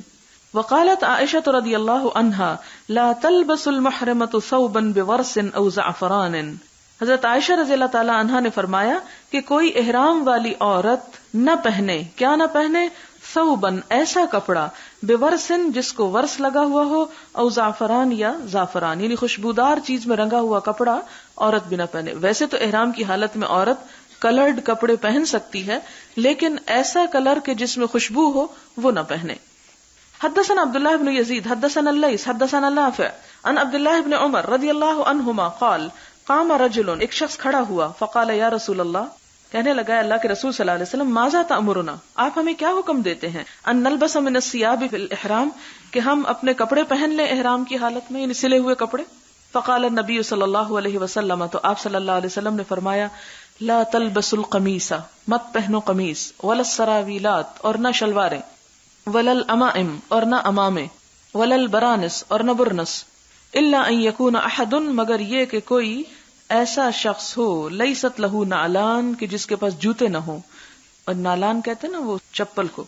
فلیلبس الخفین، تو اسے چاہیے کہ وہ موزے پہن لے، ولیقطع اسفل من الکعبین، اور چاہیے کہ کاٹ لے ٹخنوں کے نیچے سے، یعنی ٹخنے ننگے کر لے.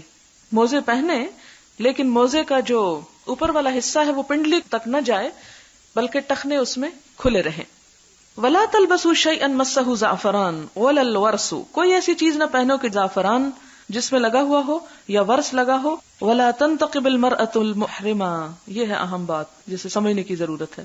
ولا، اور نہ، تنتقب نقاب پہنے، المرأة المحرمہ احرام والی عورت.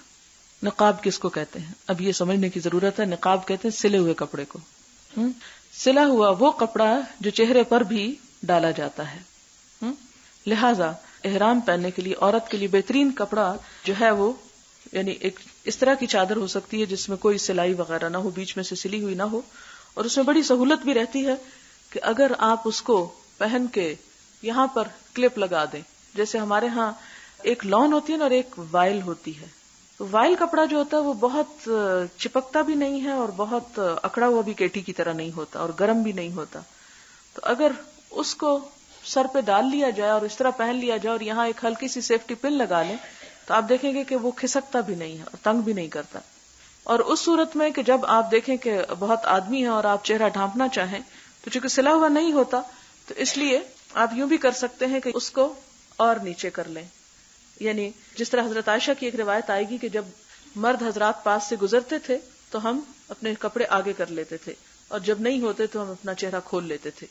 تو اس میں یہ ہے کہ آپ سہولت کے ساتھ احرام پہن سکتے ہیں. ایون آپ دوسری سیفٹی پن بھی لگا سکتے ہیں, کیونکہ سیفٹی پن لگانا, گھڑی پہننا, انگوٹھی پہننا, اینک لگانا, بیلٹ باندھنا, ان چیزوں سے منع نہیں کیا گیا. ٹھیک ہے, لیکن جس طرح ہم یہ سلے ہوئے اور یہاں سے باندھ رہے ہیں اور یہاں سے بٹن لگا رہے ہیں اور یہ چیزیں, یہ نہیں ہونے چاہیے. لا تنتقب المرأة المحرمة ولا تلبس القفازین, اور نہ ہی گلوز پہنے. میں نے جب سب سے پہلے عمرہ کیا تھا تو رمضان میں کیا تھا, اور میں اس وقت ایک بہت مشہور اسکالر ہیں علامہ البانی, سیریا میں ہوتے ہیں. یعنی چونکہ بہت بڑے عالم ہیں تو ہم 6 مہینے کے سفر پر تھے, کبھی کسی عالم کے پاس جاتے, کبھی کسی شہر, کسی ملک, بہت گھومے پھرے. تو گھومتے پھرتے ہم اردن گئے اور اردن میں ان سے ملاقات کی, اور اس سے اگلے ہی دن ہمیں جانا تھا عمرے کے لیے. تو چونکہ یہ سارا سفر پڑھائی کا تھا, اس لیے بالکل مینٹلی پریپیئرڈ نہیں تھے کہ عمرہ کرنا ہے. کچھ پڑھا نہیں, کچھ تیاری نہیں کی, کوئی فیلنگ نہیں ہو رہی تھی. تو ہم نے سوچا کہ ویسے تو ہم کچھ اور چیزیں سیکھنے اور پوچھنے کے لیے گئے تھے, لیکن میں نے سوچا کہ چلے میں ان سے یہ بھی پوچھ لیتی ہوں کہ مجھے کیا کرنا چاہیے. تو میں جب ان کے پاس بیٹھی تو مجھے کہنے لگے کہ تم یہ چہرہ کھول دو اور یہ چپل مت پہنو, کیونکہ میں نے چپل پہنا ہوا تھا. ان کے ہاں پاؤں جو ہیں وہ کورڈ ہونے چاہیے, لیکن چہرہ کھولنا چاہیے.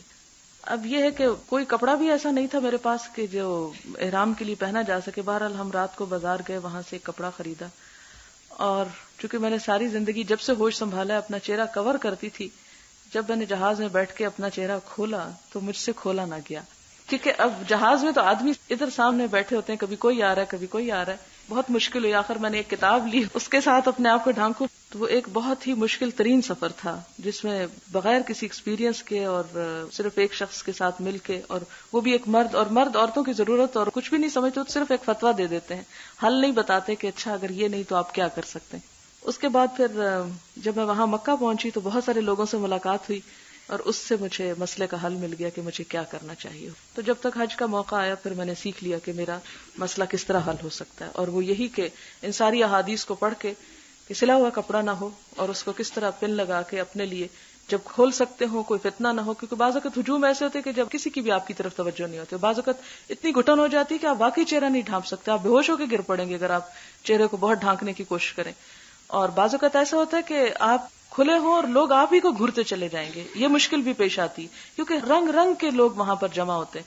تو مجھے ہمیشہ وہ حضرت عائشہ والا طریقہ جو تھا وہ پسند آیا کہ جہاں پر پاسبل ہو وہاں کھول لیا جائے, اور جہاں پر دیکھا کہ کوئی اس طرح کی بیڈ فیلنگ, کیونکہ میں سمجھتی ہوں کہ باہر سے کسی کے بھی بتانے سے پہلے آپ کے اندر ایک الارم بجنے لگتا ہے کہ غلط نظریں آپ پہ آ رہی ہیں, تو اس وقت اپنا اسی طرح بندوبست کر لیا تو مسئلہ حل ہو جاتا. بہرحال تابع موسى بن عقبة وإسماعيل بن إبراهيم بن عقبة وجويرية وابن إسحاق في النقاب والقفازين. وقال عبيد الله ولا ورس, وكان يقول لا تنتقب المحرمة ولا تلبس القفازين. وقال مالك النافع عن ابن عمر لا تنتقب المحرمة وتابعه ليث بن أبي سليم. یہاں بہت سارے لوگوں کی یہی رائے بتائی گئی ہے, اور ان کی روایات کو جمع کیا امام بخاری نے, کہ جس سے پتہ چلتا ہے کہ احرام والی عورت نقاب نہیں پہن سکتی. حدثنا قتيبة حدثنا جرير عن منصور عن الحكم عن سعيد بن جبير عن ابن عباس رضي الله عنهما قال وقصت برجل محرم. وقصت مار ڈالا, وقص ہوتا ہے گردن توڑنا. یہ جو وقاص نام ہے نا, اس کا معنی ہے بہت گردنیں توڑنے والا, وقاص. لیکن یہ بھی بہادری کے معنوں میں وہ لیتے ہیں کہ کوئی شخص خوب دشمن کو مار سکتا ہے. وقصت برجل محرم ناقته فقتلته. ایک احرام والے شخص کو اس کی اونٹنی نے گردن توڑ کے مار دیا.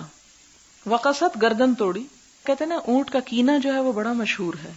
اونٹ جب انتقام پہ آ جائے تو معاف نہیں کرتا, یا تو اس نے گرایا ہوگا یا پھر یہ کہ مالک بیٹھا ہوگا تو کسی طرح ٹانگ مار کے گردن توڑ دی ہوگی, یا جیسے بھی اسے قتل کر دیا. فأتي به رسول اللہ صلی اللہ علیہ وسلم. وہ شخص نبی صلی اللہ علیہ وسلم کے پاس لایا گیا. فقال, آپ نے فرمایا اغسلوہ, اس کو غسل دو. کس کو؟ مرنے والے کو. وکفنوہ, اسے کفن پہناؤ. ولا تغطوا رأسہ, اور اس کا سر نہ ڈھانپو. ولا تقربوہ طیبا, اور مت قریب کرو اس کے خوشبو کو. فإنه يبعث يهل، تو یہ اٹھایا جائے گا لبیک کہتا ہوا. یعنی مرنے کے بعد کفن جو ہے وہ بھی احرام بن جائے گا اس کا، اور یہ احرام کہاں جا کھلے گا؟ قیامت کے دن. وہاں بھی اٹھے گا تو لبیک پکارے گا. باب الاغتسال للمحرم، محرم کے لیے، احرام والے کے لیے غسل لینا، نہانا. وقال ابن عباس رضی اللہ عنہما يدخل المحرم الحمام، کہ داخل ہو سکتا ہے احرام والا حمام میں. حمام نہانے کی جگہ کو کہتے ہیں. ولم ير ابن عمر وعائشة بالحق بأسا، حضرت ابن عمر اور حضرت عائشہ نے بدن کھجانے کو کبھی برا نہیں سمجھا، یعنی خارج کی جا سکتی ہے احرام کی حالت میں. حدثنا عبداللہ بن یوسف اخبرنا مالک عن زید بن اسلم عن ابراہیم بن عبداللہ بن حنین عن ابیہ ان عبداللہ بن العباس والمسور بن مخرمہ اختلفا بالابواء فقال عبداللہ بن عباس یغسل المحرم رأسہ. عبداللہ بن عباس کہتے ہیں کہ محرم اپنا سر دھوئے گا. وقال المسور، مسور کہتے ہیں لا یغسل المحرم رأسہ، محرم اپنا سر نہ دھوئے. فارسلنی عبداللہ بن العباس، بھیجا مجھ کو عبداللہ بن عباس نے، الی ابو ایوب الانصاری، ابو ایوب الانصاری کی طرف، کسی کام سے بھیجا ہوگا. فوجدتہ یغتسل، تو میں نے ان کو دیکھا کہ وہ غسل کر رہے ہیں بین القرنین، دو لکڑیوں کے بیچ میں. وہو یستر بثوب، اور ایک کپڑے کے ساتھ اپنے آپ کو چھپائے ہوئے، آڑ کیے ہوئے. فسلمت علیہ، تو میں نے ان کو سلام کیا. فقال من ھذا، وہ کہنے لگے کون ہے. فقلت انا عبداللہ بن حنین، میں نے کہا عبداللہ بن حنین ہوں. ارسلنی الیک عبداللہ بن العباس، مجھے عبداللہ بن عباس نے تمہاری طرف بھیجا. یسألک، آپ سے پوچھ رہے ہیں، کیف کان رسول اللہ صلی اللہ علیہ وسلم یغسل رأسہ وہو محرم، کہ نبی صلی اللہ علیہ وسلم حالت احرام میں اپنا سر کیسے دھوتے تھے. فوضع ابو ایوب یدہ علی الثوب، تو ابو ایوب انصاری نے اپنا ہاتھ رکھا کہاں؟ علی الثوب، کپڑے پر. فتأتأہ، اس کو نیچے کیا، یعنی جس کپڑے کی آڑ کر کے وہ نہا رہے تھے تو ذرا اس کو نیچے کر دیا. حتی بدا لی رأسہ، اتنا نیچے کہ ان کا سر مجھے نظر آنے لگا. ثم قال لانسان یصب علیہ، پھر کہا ایک شخص کو جو ان پہ پانی ڈالتا تھا، اسبب، پانی ڈالو. فصب علی رأسہ، پھر انہوں نے پانی ڈالا ان کے سر پہ. ثم حرک رأسہ بیدیہ، پھر اپنے سر کو دونوں ہاتھوں سے مل کر دھویا. فاقبل بہما وادبر، اور سر کو آگے کی طرف یعنی بالوں کو لائے اور پیچھے بھی لائے. وقال، اور کہا ھکذا رأیتہ صلی اللہ علیہ وسلم یفعل، کہ احرام کی حالت میں نبی صلی اللہ علیہ وسلم اس طرح اپنا سر دھویا کرتے تھے. اب آپ دیکھیں کہ جب نبی صلی اللہ علیہ وسلم کا ایک طریقہ سامنے آ جائے تو پھر کسی کی رائے جو ہے وہ ماننا ضروری نہیں. اور کس طرح دھونا سر، یہ بھی نہیں کہ ڈرتے ڈرتے صرف پانی، بلکہ اس کو مل لینے میں بھی حرج نہیں ہے. باب لبس الخفین للمحرم، خفین کا پہننا یعنی موزوں کا پہننا احرام والے کے لیے. اذا لم یجد النعلین، جبکہ اس کو جوتیاں نہ ملیں. حدثنا ابو الولید حدثنا شعبہ قال اخبرنی عمرو بن دینار سمعت جابر بن زید سمعت ابن عباس رضی اللہ عنہما قال سمعت النبی صلی اللہ علیہ وسلم یخطب بعرفات، میں نے نبی صلی اللہ علیہ وسلم کو عرفات میں خطبہ دیتے ہوئے سنا. من لم یجد النعلین فلیلبس الخفین، کہ جس کو جوتے نہ ملے وہ موزے پہن لے.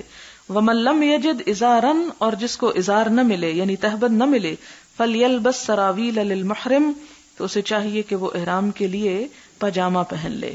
آپ دیکھیں کہ بعض اوقات واقعی کوئی شخص ایسا ہو سکتا ہے کہ جس کے پاس اتنے پیسے نہ ہوں کہ وہ اپنے لیے احرام کے طور پر ایک نیا ڈریس خریدے، تو اس صورت میں جو اس کا ہے وہ بھی پہن کے وہ کر سکتا ہے. مجبوری، یہ پھر وہی وسعت آ جاتی ہے دین کی کہ جو مجبور ہے اس کے اوپر گناہ نہیں. حدثنا احمد بن یونس حدثنا ابراہیم بن سعد حدثنا ابن شہاب عن سالم عن ابیہ عبد اللہ رضی اللہ عنہ سئل رسول اللہ صلی اللہ علیہ وسلم، نبی صلی اللہ علیہ وسلم سے پوچھا گیا، ما یلبس المحرم من الثياب، محرم کون سے کپڑے پہنے؟ فقال لا يلبس القمیص ولا الامائم ولا السراویلات ولا البرنس ولا ثوبا مسه زعفران ولا ورس وان لم يجد نعلين فليلبس الخفين وليقطعهما حتى يكون اسفل من الكعبين. حدیث گزر چکی. باب اذا لم يجد الازار فليلبس السراویل، تہبند نہ ملے تو پاجامہ پہن لے. حدثنا آدم حدثنا شعبہ حدثنا عمرو بن دینار عن جابر بن زید عن ابن عباس رضی اللہ عنہما قال خطبنا النبی صلی اللہ علیہ وسلم بعرفات فقال، نبی صلی اللہ علیہ وسلم نے ہم کو عرفات کو خطبہ دیا، فرمایا من لم یجد الازار فلیلبس السراویل، جس کو ازار نہ ملے وہ سراویل پہن لے یعنی تہبند کے بدلے پاجامہ. ومن لم یجد النعلین فلیلبس الخفین. باب لبس سلاح للمحرم، احرام والے کو ہتھیار باندھنا. وقال اکرمۃ اذا خشی العدو، اگر دشمن کا ڈر ہو لبس السلاح، تو سلاح یعنی اسلحہ اٹھا لے، بندوق پسٹل وغیرہ رکھ سکتا ہے. وفتدا، اور فدیہ دے. ولم یتابع علیہ الفدیہ، اور اکرمہ کے علاوہ کسی نے فدیے کا نہیں کہا، یعنی ان کی رائے میں فدیہ ہے، باقی کہتے ہیں کہ فدیے کی ضرورت نہیں.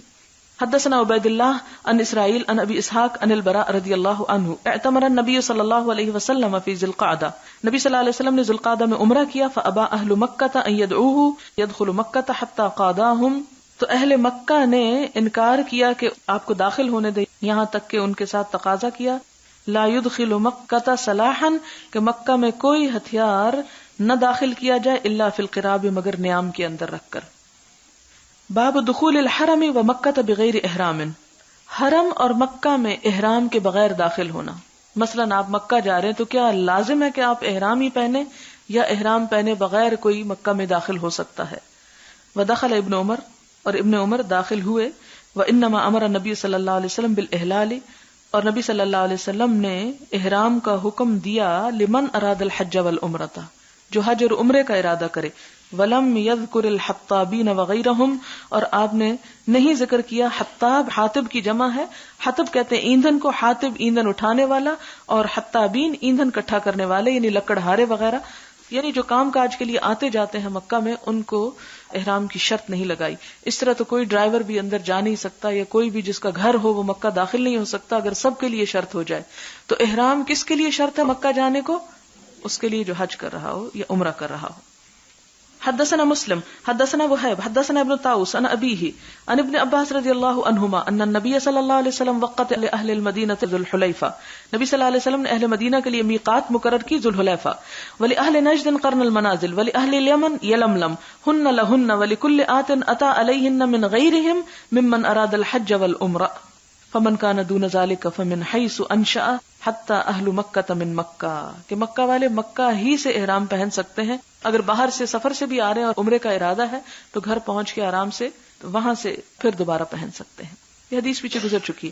حدثنا عبداللہ بن یوسف اخبرنا مالک عن ابن شہاب عن انس بن مالک رضی اللہ عنہ ان رسول اللہ صلی اللہ علیہ وسلم دخل عام الفتح وعلى رأسه المغفر، یہ نبی صلی اللہ علیہ وسلم فتح مکہ کے موقع پر مکہ میں داخل ہوئے اور آپ کے سر کے اوپر ایک یعنی جس طرح ایک بڑا سا امامہ ہوتا ہے.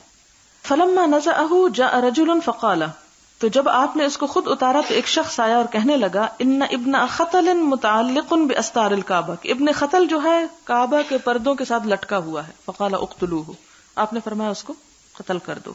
اب یہاں ابن خطل کون ہے؟ اس کو کیوں قتل کرنے کو کہا جبکہ پیچھے ہم پڑھ چکے ہیں کہ کسی کو مارا نہیں جا سکتا وہاں. ابن خطل جو ہے یہ ایک شخص تھا کافر، مسلمان ہوا، آپ نے اس کو زکوٰۃ وصول کرنے کے لیے بھی بھیجا. کیا ہوا؟ اس کے ساتھ ایک مسلمان غلام تھا. ابن خطل نے اس کو حکم دیا کہ وہ کیا کرے، کھانا بنائے. اس نے کھانا تیار نہ کیا تو ابن خطل نے غصے میں آ کر اس کو قتل کر دیا اور دوبارہ کافر بن گیا. اور پھر 2 گانے والی لونڈیاں رکھ لی اور ان کے ذریعے نبی صلی اللہ علیہ وسلم کی حج کرواتا تھا، یعنی آپ کے خلاف شعر پڑھواتا.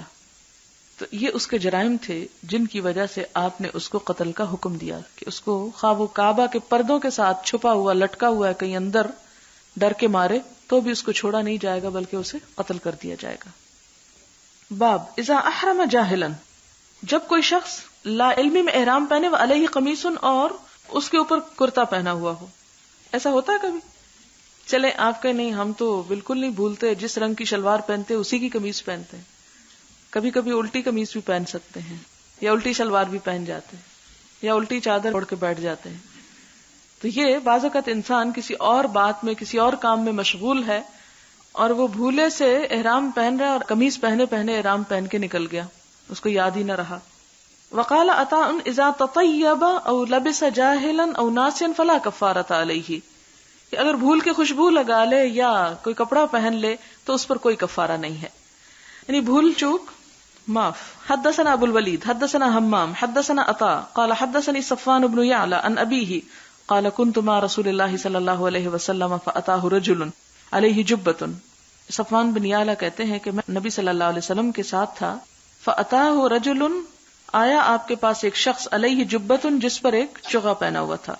فیہ اثر صفرۃ، جس میں زردی کا نشان تھا، او نحوہ یا اسی طرح.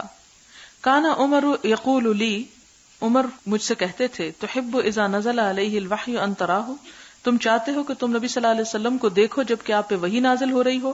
فنزل علیہ ثم سری عنہ فقال علیہ الصلاۃ والسلام اصنع فی عمرتک ما تصنع فی حجک وعد رجل ید رجل یعنی فانتزع ثنیتہ. ایک شخص نے دوسرے کا ہاتھ دانت سے کاٹا، اس نے ہاتھ کھینچا تو دوسرے کا دانت اکھڑ گیا. فابطلہ النبی صلی اللہ علیہ وسلم، تو آپ نے اس کا بدلہ کچھ نہ لیا. یعنی یہ ناسی، یعنی بغیر کسی نیت کے اگر ایسا کیا جائے تو اس میں کوئی حرج نہیں ہے. ایک شخص دوسرے کو کاٹنے لگا اور اس نے اپنے آپ کو بچانے کے لیے زور سے ہاتھ مارا، تو کیا ہوا؟ اس کا دانت اکھڑ گیا. اب شروع چونکہ اس نے کیا تھا جس کا دانت اکھڑا تھا، اس لیے آپ نے حالت احرام میں کسی سے بھی کوئی بدلہ نہیں لیا. یہ ایک جہالت کی علامت تھی، اس لیے اوپر آیا نا باب جاہلن. سوال ہے، اگر صرف عمرے کے لیے جا رہے ہوں، میں نے سنا ہے کہ احرام باندھتے وقت اگر یہ دعا پڑھ لی جائے، فَإِنْ حَبَسَنِي حَابِسٌ فَمَحَلِّي حَيْثُ حَبَسَتْنِي، تو مجبوری مثلا حیض کی وجہ سے احرام کھولنا پڑے تو دم نہیں دینا پڑتا. حیض کی وجہ سے اگر احرام کھولنا پڑے تو ویسے بھی دم نہیں دینا پڑتا. وہ آپ نے حضرت عائشہ کی حدیث پڑھی ہے مزید وضاحت سے. کئی سال پہلے جب میں نے حج کیا میرے سر میں جوئیں پڑ گئی، اس وقت مجھے مسئلہ معلوم نہ تھا اب اس کا کیا کفارہ دیا جائے. دم دینے میں کیا دینا ہے، کون سا جانور یا رقم یا پیسہ؟ اس میں آپ پیسہ بھجوا دیں، وہاں جانور خرید کے دے دیں گے کہ دم وہیں پر دیا جاتا ہے، اور ایک بکری کے اندازے کا. یہ سوال ہے، کیا حالت احرام میں جو ماری جا سکتی ہے؟ جی، آپ نے پیچھے پڑھا اس دن کہ کچھ چیزیں ایسی ہیں کہ جو حالت احرام میں بھی آپ مار سکتے ہیں، اور اس میں آپ کو یاد ہوگا سانپ، کوا، چیل، بچھو اور اس طرح کی چیزیں. اگر آپ نہیں ماریں گے، چھوڑ دیں گے، تو وہ دوسرے کو تکلیف دے گی. اس لیے بجائے اس کے کہ آپ کا یہ اثر دوسرے تک جائے، اسے ختم کر دیں. یہ حرمت سارا سال ہوگی یا پھر صرف حج کے دنوں میں؟ یہ حالت احرام میں، احرام پہن کر ہوگی، ورنہ تو مکہ والے بےچارے اگر ایام حج میں تو صرف محرم کے لیے، سب کے لیے، صرف محرم کے لیے. ابو قتادہ کی حدیث آپ پڑھ چکے ہیں جو انہوں نے وہ شکار کیا تھا، حاجیوں کے ساتھ جا رہے تھے شکار. آپ نے نقاب کا ترجمہ سلا ہوا کپڑا بتایا. میرا خیال ہے میں نے یہ نہیں بتایا. میرا مطلب یہ تھا کہ نقاب وہ لباس ہوتا ہے جو سی کے پہنا جاتا ہے. تو جب حدیث میں آتا ہے کہ لا تنتقب المرأة المحرمہ، کہ نقاب نہ پہنے، تو مراد یہ کہ سی کے کوئی ایسی چیز منہ پہ نہ باندھے. جس طرح عربوں کے ہاں آپ نے دیکھا ہوگا کہ مختلف طرح کی وہ عورتوں نے بیچ میں آنکھیں نکالی ہوتی ہیں اور سیے ہوئے ہوتے ہیں، تو وہ مراد ہے. یہاں حج کی کتابوں میں باقاعدہ لکھا تھا کہ چہرے پر نقاب نہ ڈالو.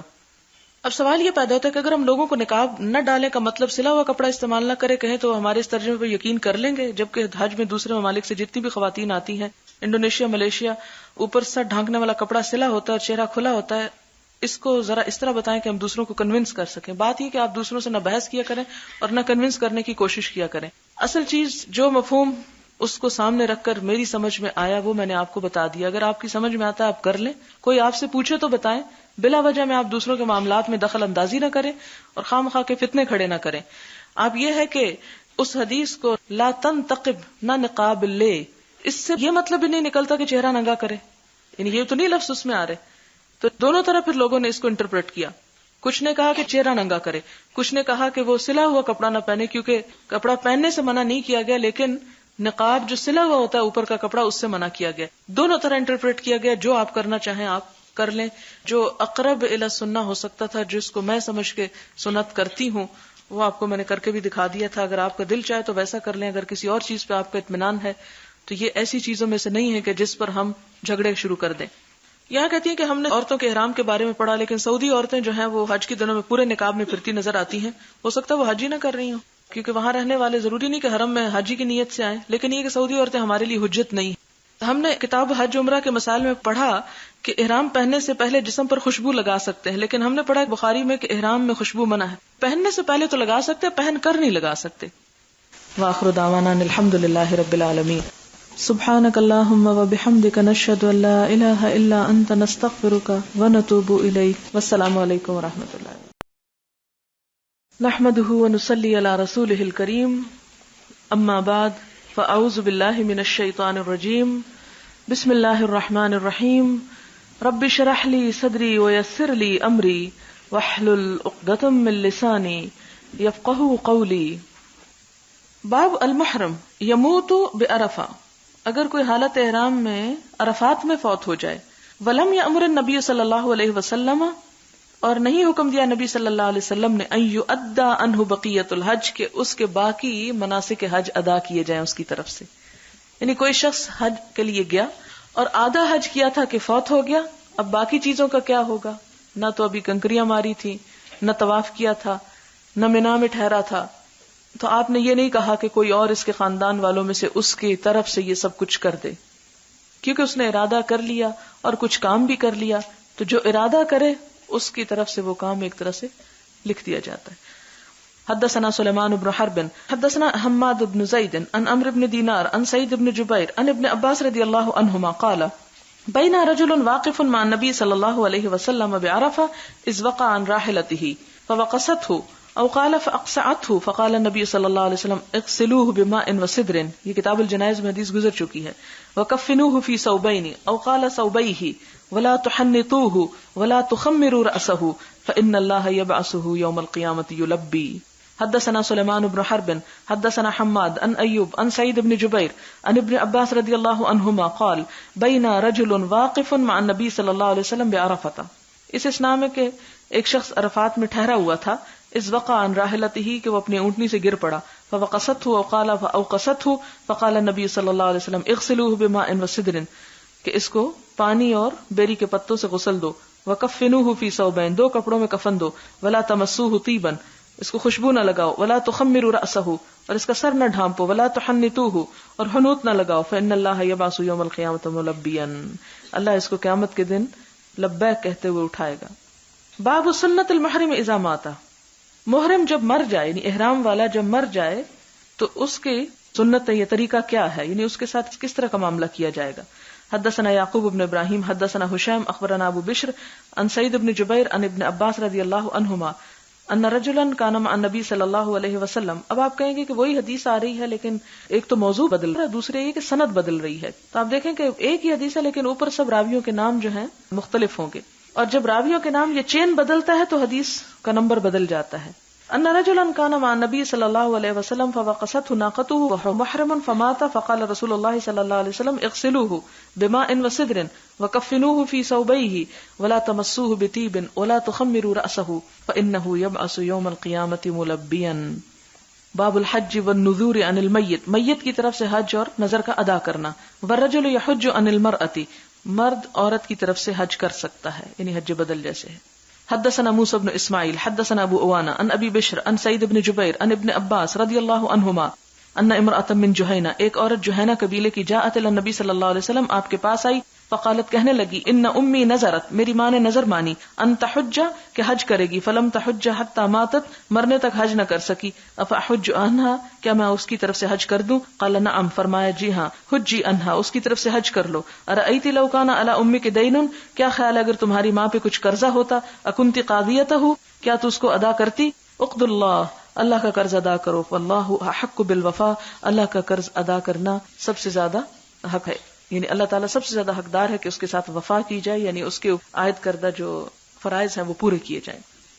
باب الحج امن لا يستطيع الثبوت على الراحلہ، حج اس شخص کی طرف سے جو نہ ہمت رکھتا ہو جم کے بیٹھنے کی. ثبوت قرآن پاک میں وہ آپ نے پڑھا کہ لیثبتوا کا، کہ آپ کو قید کر دیں، یعنی جمع کے ایک جگہ بٹھانا. پیچھے بھی وہ جو شکار والی حدیث ہے اس میں اثبتہ کا لفظ آیا، اللہم ثبت اقدامنا، ہمارے قدم جما دے، تو ثبت ثبوت اسی معنوں میں ہے. الحج امن لا يستطيع الثبوت علی الراحلہ، جو سواری پہ جم کے بیٹھ نہ سکے اس کی طرف سے حج کرنا. یہ حدیث بھی گزر چکی. حدثنا ابو عاصم عن ابن جریج عن ابن شہاب عن سلیمان بن یسار عن ابن عباس عن الفضل بن عباس رضی اللہ عنہ ان امرأة حدثنا موسى بن اسماعیل حدثنا عبد العزیز بن ابی سلمہ عن ابن شہاب عن سلیمان بن یسار عن ابن عباس رضی اللہ عنہما قال جاءت امرأة من خثعم عام حجة الوداع قالت یا رسول اللہ ان فریضۃ اللہ ادرکت ابی شیخا کبیرا، کہ میرا باپ جس وقت اس پہ حج فرض ہوا تو بوڑھا ہو چکا تھا. لا يستطيع ان يستوي على الراحلہ، وہ سواری پہ بیٹھنے کی ہمت نہیں رکھتا. فهل يقضي عنه ان احج عنه، کیا اس کی طرف سے اگر میں حج کر دوں تو پورا ہو جائے گا؟ قال نعم، فرمایا ہاں. اس سے کیا پتہ چلتا ہے کہ زندہ بوڑھے شخص کی طرف سے بھی حج کیا جا سکتا ہے بدل کے طور پر. باب حج المرأة عن الرجل، عورت کا مرد کی طرف سے حج کرنا. یعنی پیچھے گزرا نا کہ مرد کا عورت کی طرف سے، یہاں عورت کا مرد کی طرف سے. یعنی یہ ضروری نہیں کہ اگر عورت کا حج رہتا ہے تو عورت ہی کرے، یا مرد کا رہتا ہے تو مرد ہی کرے. جب حج بدل ہے تو ایک دوسرے کی طرف سے بھی کیا جا سکتا ہے. حدثنا عبد الله بن مسلمة عن مالك عن ابن شهاب عن سليمان بن يسار عن عبد الله بن عباس رضي الله عنهما قال كان الفضل رديف النبي صلى الله عليه وسلم فجاءت امرأة من خصأم فجعل الفضل ينظر إليها وتنظر إليه فجعل النبي صلى الله عليه وسلم يصرف وجه الفضل إلى الشق الآخر فقالت إن فريضة الله أدركت أبي شيخا كبيرا لا يثبت الراحلة أفأحج عنه قال نعم وذلك في حجة الوداع. باب حج الصبيان، بچوں کا حج کرنا. حدثنا ابو النعمان حدثنا حماد بن زید عن عبید اللہ بن ابی یزید قال سمعت ابن عباس رضی اللہ عنہما یقول بعثني او قدمني النبي صلی اللہ علیہ وسلم في الثقل من جمع بلیل. بعثني بھیجا مجھ کو، او قدمني یا آگے بھیج دیا مجھ کو، یعنی ایک ہی لفظ ہے. النبی صلی اللہ علیہ وسلم في الثقل سامان کے ساتھ، من جمع مزدلفہ سے، بلیل رات کے وقت. تو اس سے کیا پتا چلتا کہ ابن عباس ابھی بچے تھے، کیونکہ بچوں اور عورتوں وغیرہ کو آپ نے آگے بھیج دیا تھا، تو انہوں نے بچپن میں حج کیا بچہ ہوتے ہوئے. اسی طرح ایک اور حدیث آتی ہے بہت کثرت کے ساتھ، امام مالک نے اس کو روایت کیا ہے، صحیح مسلم میں آتی ہے، جس میں آتا ہے کہ آپ صلی اللہ علیہ وسلم حج پہ جا رہے تھے کہ راستے میں ایک عورت کو پتا چلا کہ یہ نبی صلی اللہ علیہ وسلم جا رہے ہیں. فوراً اپنے ایک بچے کا بازو پکڑ کے لے آئی، کہنے لگی یا رسول اللہ الہذا حج، کیا اس کا حج ہوگا؟ آپ نے فرمایا نعم ولکی اجر، کہ ہاں ہوگا اور اجر تمہارے لیے ہے، اگر تم اس کو کرواؤ گی تو اس کا ثواب بھی تم کو مل جائے گا. لیکن اس پہ پھر فقہا نے بڑی بحثیں کی ہیں کہ کیا جب وہ بڑا ہو جائے گا تو اس کا فرض بھی ادا ہو گیا، یا اس کو پھر اگر صاحب استطاعت ہوتا ہے تو اس کو فرض ادا کرنا پڑے گا. تو اس میں راجح رائے یہی ہے کہ وہ جو بچپن کی نماز روزہ وغیرہ ہوتی ہے وہ ایک نفل عبادت ہوتی ہے اور اس سے ثواب تو مل جاتا ہے، لیکن فرض اسی وقت ادا ہوتا ہے جب بندے پہ عائد ہو. مثلا اگر میں اب نفل صدقہ کر رہی ہوں، میرے پاس سونا نہیں ہے، مجھ پہ زکوٰۃ نہیں، 10 سال کے بعد میرے پاس سونا آتا اور میں کہوں وہ جو 10 سال پہلے میں نے صدقہ خیرات کیا تھا نا وہ اب اس کی زکوٰۃ میں چلا جائے، تو یہ نہیں ہو سکتا. فرض اس وقت ادا ہوگا جب اس کا وقت آئے گا. جیسے نماز کا ٹائم ہے تو جب وقت آتا ہے تو نماز آپ پڑھیں گے، اگر وقت سے پہلے آپ پڑھ کے رکھ لیں تو وہ آپ کی پڑھی ہوئی جمع نہیں ہو سکتی، آپ کو دوبارہ پڑھنی ہوگی. ٹھیک ہے. تو اسی طرح بچے کا یہ نہیں کہ بچے نے حج کیا تو اس کو ثواب نہیں ملے گا، اس کو بھی ملے گا، اس کے والدین کو بھی ملے گا، لیکن فرض کی ادائیگی اسی وقت ہوگی جب فرض لازم ہوگا. حدثنا اسحاق اخبرنا یعقوب ابن ابراہیم حدثنا ابن اخی ابن شہاب عن امہ اخبرني عبید اللہ بن عبد اللہ ابن عتبہ بن مسعود ان عبد اللہ بن عباس رضی اللہ عنہما قال اقبلت وقد ناهزت الحلم، کہ میں آیا، یہ حدیث بہت دفعہ گزر چکی ہے، اور میں جوانی کے قریب تھا. اسیر علی اتان لی ورسول اللہ صلی اللہ علیہ وسلم قائم یصلی بمنا حتی صرت بین یدی بعد الصف الاول. حضرت ابن عباس جب وہ گدی پہ سوار ہو گیا اور صفوں کے آگے سے گزر گئے، ثم نزلت عنها فرتعت، میں اس سے اتر گیا اور اس کو چرنے کے لیے چھوڑ دیا. فصففت مع الناس وراء رسول اللہ صلی اللہ علیہ وسلم، اور میں نبی صلی اللہ علیہ وسلم کے پیچھے لوگوں کے ساتھ پچھلی صف میں کھڑا ہو گیا. وقال یونس عن ابن شہاب بمنن فی حجۃ الوداع، کہ یہ ایسا حجۃ الوداع کے موقع پر منا کے مقام پر ہوا تھا. حدثنا عبد الرحمن بن یونس حدثنا حاتم بن اسماعیل عن محمد بن یوسف عن السائب بن یزید قال حج بی ابی مع رسول اللہ صلی اللہ علیہ وسلم وانا ابن 7 سنین. ایک اور حدیث آ گئی، یہ نئی بات ہے یہاں. سائب بن یزید کہتے ہیں کہ مجھے میرے باپ نے حج کروایا جب آپ صلی اللہ علیہ وسلم کے ساتھ اس نے حج کیا، اور میری عمر 7 سال تھی. ابن 7 سنین، 7 سال کا تھا میں. حدثنا عمرو بن زرارہ اخبرنا القاسم بن مالک عن الجعید بن عبد الرحمن قال سمعت عمر بن عبد العزیز یقول للسائب ابن یزید وکان قد حج به فی ثقل النبی صلی اللہ علیہ وسلم. سائب بن یزید کہتے ہیں کہ نبی صلی اللہ علیہ وسلم کے سامان کے ساتھ ان کو حج کرایا گیا تھا، یعنی وہ 7 ساتھ تھے. باب حج النساء، عورتوں کا حج. وقال علی احمد بن محمد، احمد بن محمد کہتے ہیں حدثنا ابراہیم عن ابیہ عن جدہ اذن عمر رضی اللہ عنہ لازواج النبی صلی اللہ علیہ وسلم فی آخر حجۃ حجھا. اذن اجازت دی، کس نے؟ عمر رضی اللہ تعالی عنہ نے. کس کو؟ لازواج النبی صلی اللہ علیہ وسلم، ازواج النبی صلی اللہ علیہ وسلم کو. فی آخر حجۃ حجھا، آخری حج میں جبکہ انہوں نے اس کا حج کیا. فبعث معهن عثمان بن عفان و عبد الرحمن، اور ان کے ساتھ عثمان بن عفان اور عبد الرحمن بن عوف کو بھیجا حج کروانے کے لیے. یعنی لگتا ہے کہ سب ازواج مطہرات اکٹھا حج کرنے کے لیے گئیں. اور اس میں یہ ہے کہ پہلے تو وہ اس تردد میں تھے کہ ان کو بھیجیں یا نہ، لیکن اس کے بعد انہوں نے ان کو جانے کی اجازت دی. وہ گروپ کی شکل میں گئیں اور ان کے ساتھ نگرانی کے لیے عبد الرحمن بن عوف اور حضرت عثمان کو بھیج دیا. اور ظاہر ہے اور قافلوں کے ساتھ ہوں گی. اس سے یہ بات بھی نکلتی ہے نا کہ اب ظاہر ہے کہ عبد الرحمن بن عوف ان کے محرم تو نہیں تھے ایک طرح سے، لیکن آپ دیکھیں کہ ایک گورنمنٹ بھیج رہی ہے، یعنی حضرت عمر بھیج رہے ہیں، خلیفہ وقت ہیں اس وقت، وہ بھیج رہے ہیں ازواج مطہرات کو. کن کے ساتھ؟ عثمان بن عفان کے ساتھ اور عبد الرحمن بن عوف کے ساتھ، اور ایک گروپ ہے یہ، اور سفر مامون ہے. اور دوسرے جو ہیں ساتھ، ظاہر ہے کہ حج کے لیے لوگ جب نکلتے تھے تو اکیلے تو نہیں نکلتے تھے، اور لوگ بھی ساتھ ہوتے تھے. تو اس طرح انہوں نے حج کیا. حدثنا مسدد حدثنا عبد الواحد حدثنا حبیب بن ابی امرۃ قال حدثتنا عائشة بنت طلحة عن عائشة ام المؤمنین رضی اللہ عنہا قالت قلت یا رسول اللہ. حضرت عائشہ کہتی ہیں میں نے کہا یا رسول اللہ الا نغزو، ہم غزوے کو نہ نکلیں، ہم جنگ کرنے کے لیے نہ جائیں. ونجاہد معکم، ہم آپ کے ساتھ جہاد پہ جائیں. فقال لکن احسن الجہاد واجملہ الحج، بہترین جہاد اور سب سے خوبصورت جہاد حج ہے. حج مبرور، جو مقبول حج ہو. فقالت عائشہ، تو حضرت عائشہ کہتی ہیں فلا ادع الحج بعد اذ سمعت هذا من رسول اللہ صلی اللہ علیہ وسلم، کہ میں نے جب نبی صلی اللہ علیہ وسلم سے یہ بات سنی تو آپ کی یہ بات سن کر میں کبھی حج کو چھوڑنے والی نہیں، یعنی جب موقع ملا حج کروں گی. اور حضرت عائشہ نے کئی ایک حج کیے. اس سے کیا پتہ چلتا ہے کہ دوسرے جہاد پر نکلنا عورت کے لیے فرض نہیں، لیکن اس کو کمپنسیٹ کس سے کیا گیا؟ حج سے کیا گیا. کیونکہ دوسرے جہاد میں تکلیفات اور مشقتیں کہیں زیادہ ہیں حج کی نسبت، اگرچہ حج میں بھی کم نہیں، لیکن حج میں ایک روحانی اطمینان اور سکون اور امن ہوتا ہے. حج زمانہ امن ہے، جگہ امن ہے، لباس امن ہے، وہ احرام ہے ہر چیز میں.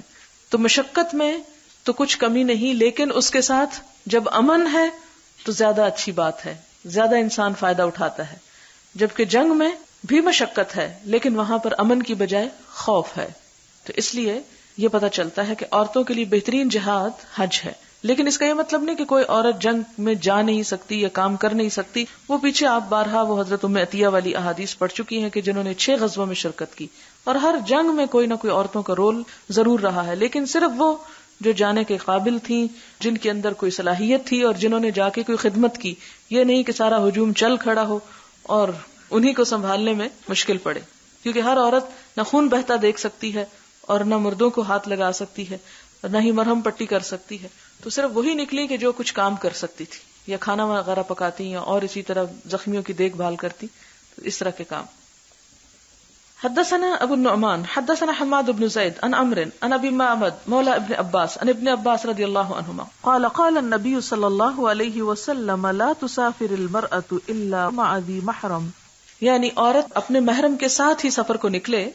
ولا يدخل عليها رجل الا ومعها محرم، اور ایک اور شرط یہ ہے کہ کوئی مرد اس کے پاس نہ آئے نہ داخل ہو مگر یہ کہ اس کے ساتھ کوئی محرم ہو، یعنی کوئی عورت اکیلے میں کسی مرد سے ملاقات نہ کرے. فقال رجل یا رسول اللہ انی اريد ان اخرج في جيش كذا وكذا وامرأتي تريد الحج. ایک شخص کہتا ہے کہ اے اللہ کے رسول صلی اللہ علیہ وسلم، میں فلاں اور فلاں جنگ میں جانا چاہتا ہوں لیکن میری بیوی حج پہ جانا چاہتی ہے.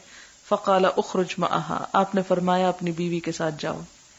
کتنی رعایت کی گئی، کتنا اس کے حق کا اور اس کے جذبات کا خیال رکھا گیا. جبکہ دوسری طرف بھی جہاد ہے اور اس کا بھی بڑا اجر اور ثواب ہے اور بہترین اعمال میں سے ہے. لیکن یہاں پر ایک عورت کی جو جذبات ہیں یا احساسات ہیں یا اس کا جو شوق ہے اس کو بھی مد نظر رکھا گیا. اصل میں یہ حدیث اس لیے بھی لائے ہیں کہ جہاد بھی جہاد ہے اور حج بھی ایک طرح سے جہاد ہے. یعنی ایک طرف جانا بھی بہت ضروری ہے، لیکن اگر 10 ایک طرف جا رہے ہیں اور ایک کو مجبوراً دوسری طرف جانا پڑتا ہے تو وہ بھی ثواب میں کم نہیں. کیونکہ ظاہر ہے کہ اگر عورت جانا چاہے اور مرد اس کا ساتھ نہ دے تو اس کے لیے تو بہت مشکل ہو جائے گی. اب یہاں پر آپ دیکھیں کہ 2 طرح کی روایات امام بخاری نے جمع کر دی ہیں، تو جس سے کیا پتہ چلتا ہے کہ تنہا عورت کا نکلنا جو ہے وہ تو ناپسندیدہ ہے محرم کے بغیر، لیکن اگر عورتیں گروپ کے اندر ہیں تو پھر جا سکتی ہیں. یہاں پر آپ دیکھیں کہ مختلف جو ائمہ ہیں ان کی رائے بھی ذکر کی گئی ہے کہ امام احمد بن حنبل کہتے ہیں کہ اگر عورت کو خاوند یا کوئی دوسرا محرم رشتہ دار نہ ملے تو اس پہ حج واجب ہی نہیں. امام ابو حنیفہ کا بھی یہی قول ہے.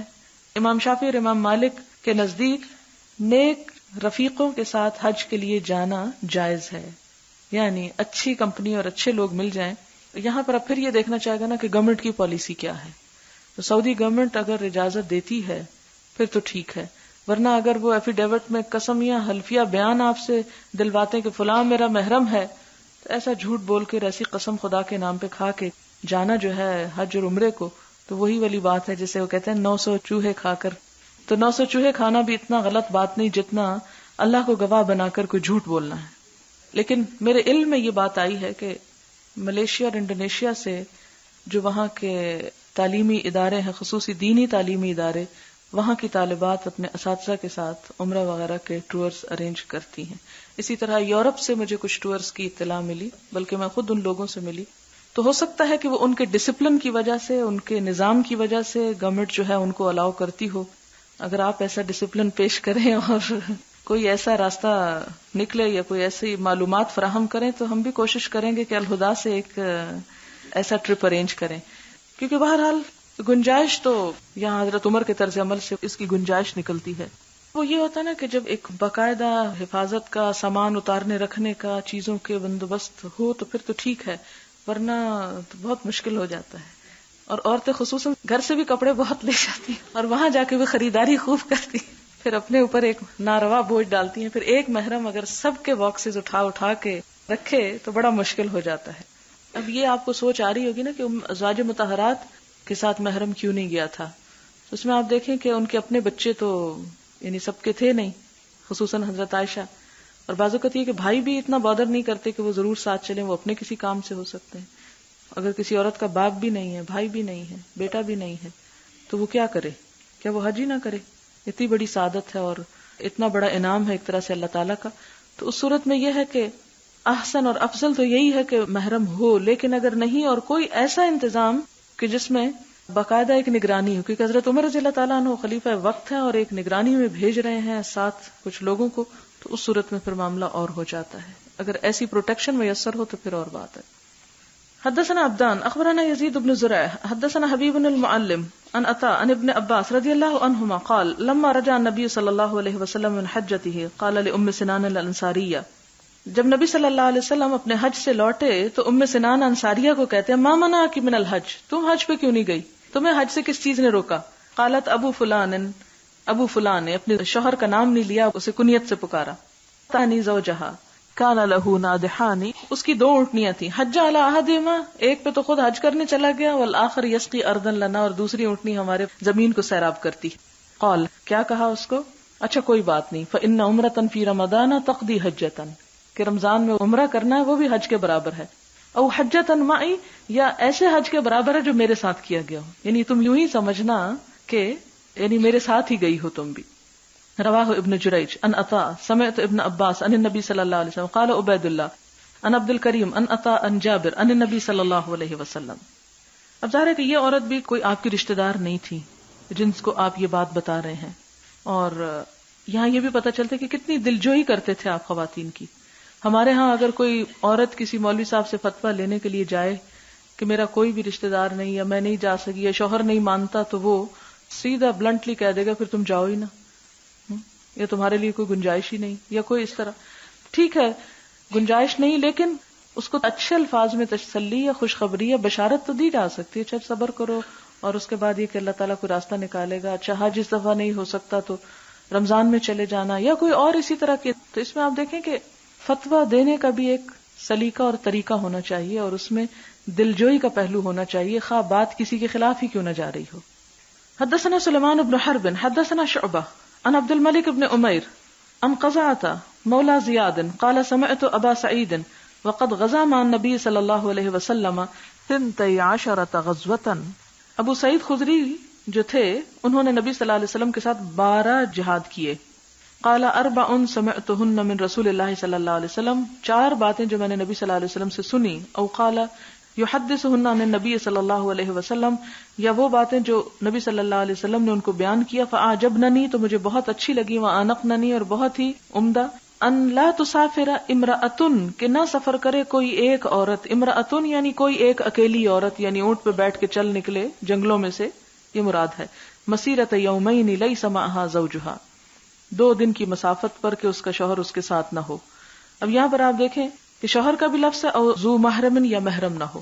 یا امرأتن سے مراد یعنی اکیلی تنہا عورت کا سفر جو ہے نا، یعنی بالکل ہی تنہا نکل کھڑے ہونا، اور اتنے لمبے سفر پہ نکل کھڑے ہونا اور اتنے پرمشقت، یعنی ایک طرح سے جہاد ہے، تو اس کے لیے اس کو اجازت نہیں. ولا صوم یومین، اور نہ 2 دن کے روزے رکھنے کی اجازت ہے، الفطر والاضحی، عید الفطر اور عید الاضحی پر. ولا صلاۃ بعد صلاتین، اور 2 نمازوں کے بعد کوئی نماز نہیں، بعد العصر حتی تغرب الشمس وبعد الصبح حتی تطلع الشمس، عصر کے بعد جب سورج غروب ہو جائے اور صبح کے بعد جب تک کہ سورج طلوع ہو. ولا تشد الرحال الا الى 3 مساجد، اور 3 مسجدوں کے علاوہ کہیں پر بھی سواری نہ باندھی جائے.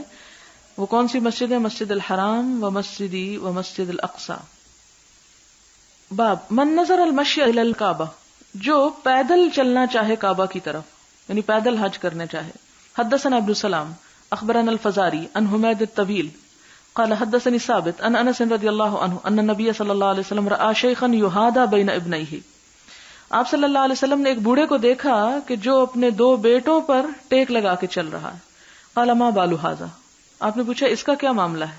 قالوا نظر ان یمشی، لوگوں نے بتایا کہ اس نے پیدل چلنے کی نظر مانی. قال ان اللہ ان تعزی بهذا نفسه لغنی، اللہ اس شخص کے اپنی جان کو اذیت دینے سے بے پرواہ ہے، بے نیاز ہے، اللہ کو ضرورت نہیں اس اذیت کی. امرہ ان یرکب، آپ نے اسے حکم دیا کہ سوار ہو کے جائے. حدثنا ابراہیم بن موسى اخبرنا هشام بن یوسف ان ابن جریج اخبرهم قال اخبرني سعید بن ابی ایوب ان یزید بن ابی حبیب اخبره ان ابا الخیر حدثه ان عقبۃ بن عامر قال نظرت اختی ان تمشی الى بیت اللہ. عقبہ بن عامر کہتے ہیں کہ میری بہن نے نظر مانی کہ پیدل بیت اللہ جائیں گی. وامرتنی ان استفتی لها النبی صلی اللہ علیہ وسلم، اور مجھے کہتی ہیں کہ جاؤ نبی صلی اللہ علیہ وسلم سے میرے لیے فتویٰ لاؤ. فاستفتیتہ، تو میں نے آپ سے فتویٰ مانگا. فقال علیہ السلام لتمشی ولترکب، وہ پیدل بھی چلے اور سوار بھی ہو جائے. قال، فرمایا وکان ابو الخیر لا یفارق عقبہ، یزید کہتے ہیں کہ ابو الخیر ہمیشہ عقبہ کے ساتھ رہتے تھے، یعنی ایک دوسرے کے دوست تھے. ابو الخیر نے عقبہ سے حدیث بیان کی اور ساتھ آخر میں کیا کہتے ہیں کہ یہ دونوں ہمیشہ اکٹھے رہتے تھے، کبھی الگ نہیں ہوتے تھے. جیسے بعض اوقات کسی بھی کلاس میں 2 دوستیں ہر وقت اکٹھی رہتی ہیں، تو اسی طرح امام بخاری ان کے بارے میں تھوڑی سی ایک انٹرسٹنگ بات کرتے ہیں کہ یہ دونوں یہ حدیث ایک دوسرے سے بیان کرتے ہیں اور ہمیشہ اکٹھے ہی ہوتے تھے. حدثنا ابو عاصم ان ابن جریج ان یحیی بن ایوب ان یزید ان ابی الخیر ان عقبہ فذکر الحدیث. اس سے کیا پتہ چلتا ہے کہ ایسی نظر نہیں ماننی چاہیے، اگر کوئی مانے تو ایسی نظر توڑ دی جائے. مثلا اگر آج کے دور میں کوئی شخص یہ کہے کہ چونکہ نبی صلی اللہ علیہ وسلم نے اونٹ پر حج کیا تھا اس لیے میں بھی ضرور اونٹ پر کروں گی، اور وہ 1.5 ان کی مسجد الگ بنانا چاہے اور جہاز چھوڑ کر اونٹ پر اگر جانا بھی چاہے تو اس کو نہ تو یہاں سے کوئی اونٹ ملے گا حج پہ جانے کے لیے، اور دوسری بات یہ کہ اونٹ پر بیٹھنے کے جب ہم عادی نہیں تو گاڑیوں سے نکل کے اور جہازوں سے نکل کے اونٹ پہ بیٹھ کے اپنے آپ کو ہلاک کرنے والی بات ہوگی. تو اس قسم کی نظر نہیں ماننی چاہیے اور نہ ہی اس قسم کے ریچولز کو فالو کرنا چاہیے. ایسے کام کرنے والے فنڈامنٹلسٹ کہلاتے ہیں. بغیر سوچے سمجھے ایک ایسی چیز کو پکڑ لینا جو دین کی روح کے متصادم ہو، جس میں روح نہ ہو، ایسنس نہ ہو.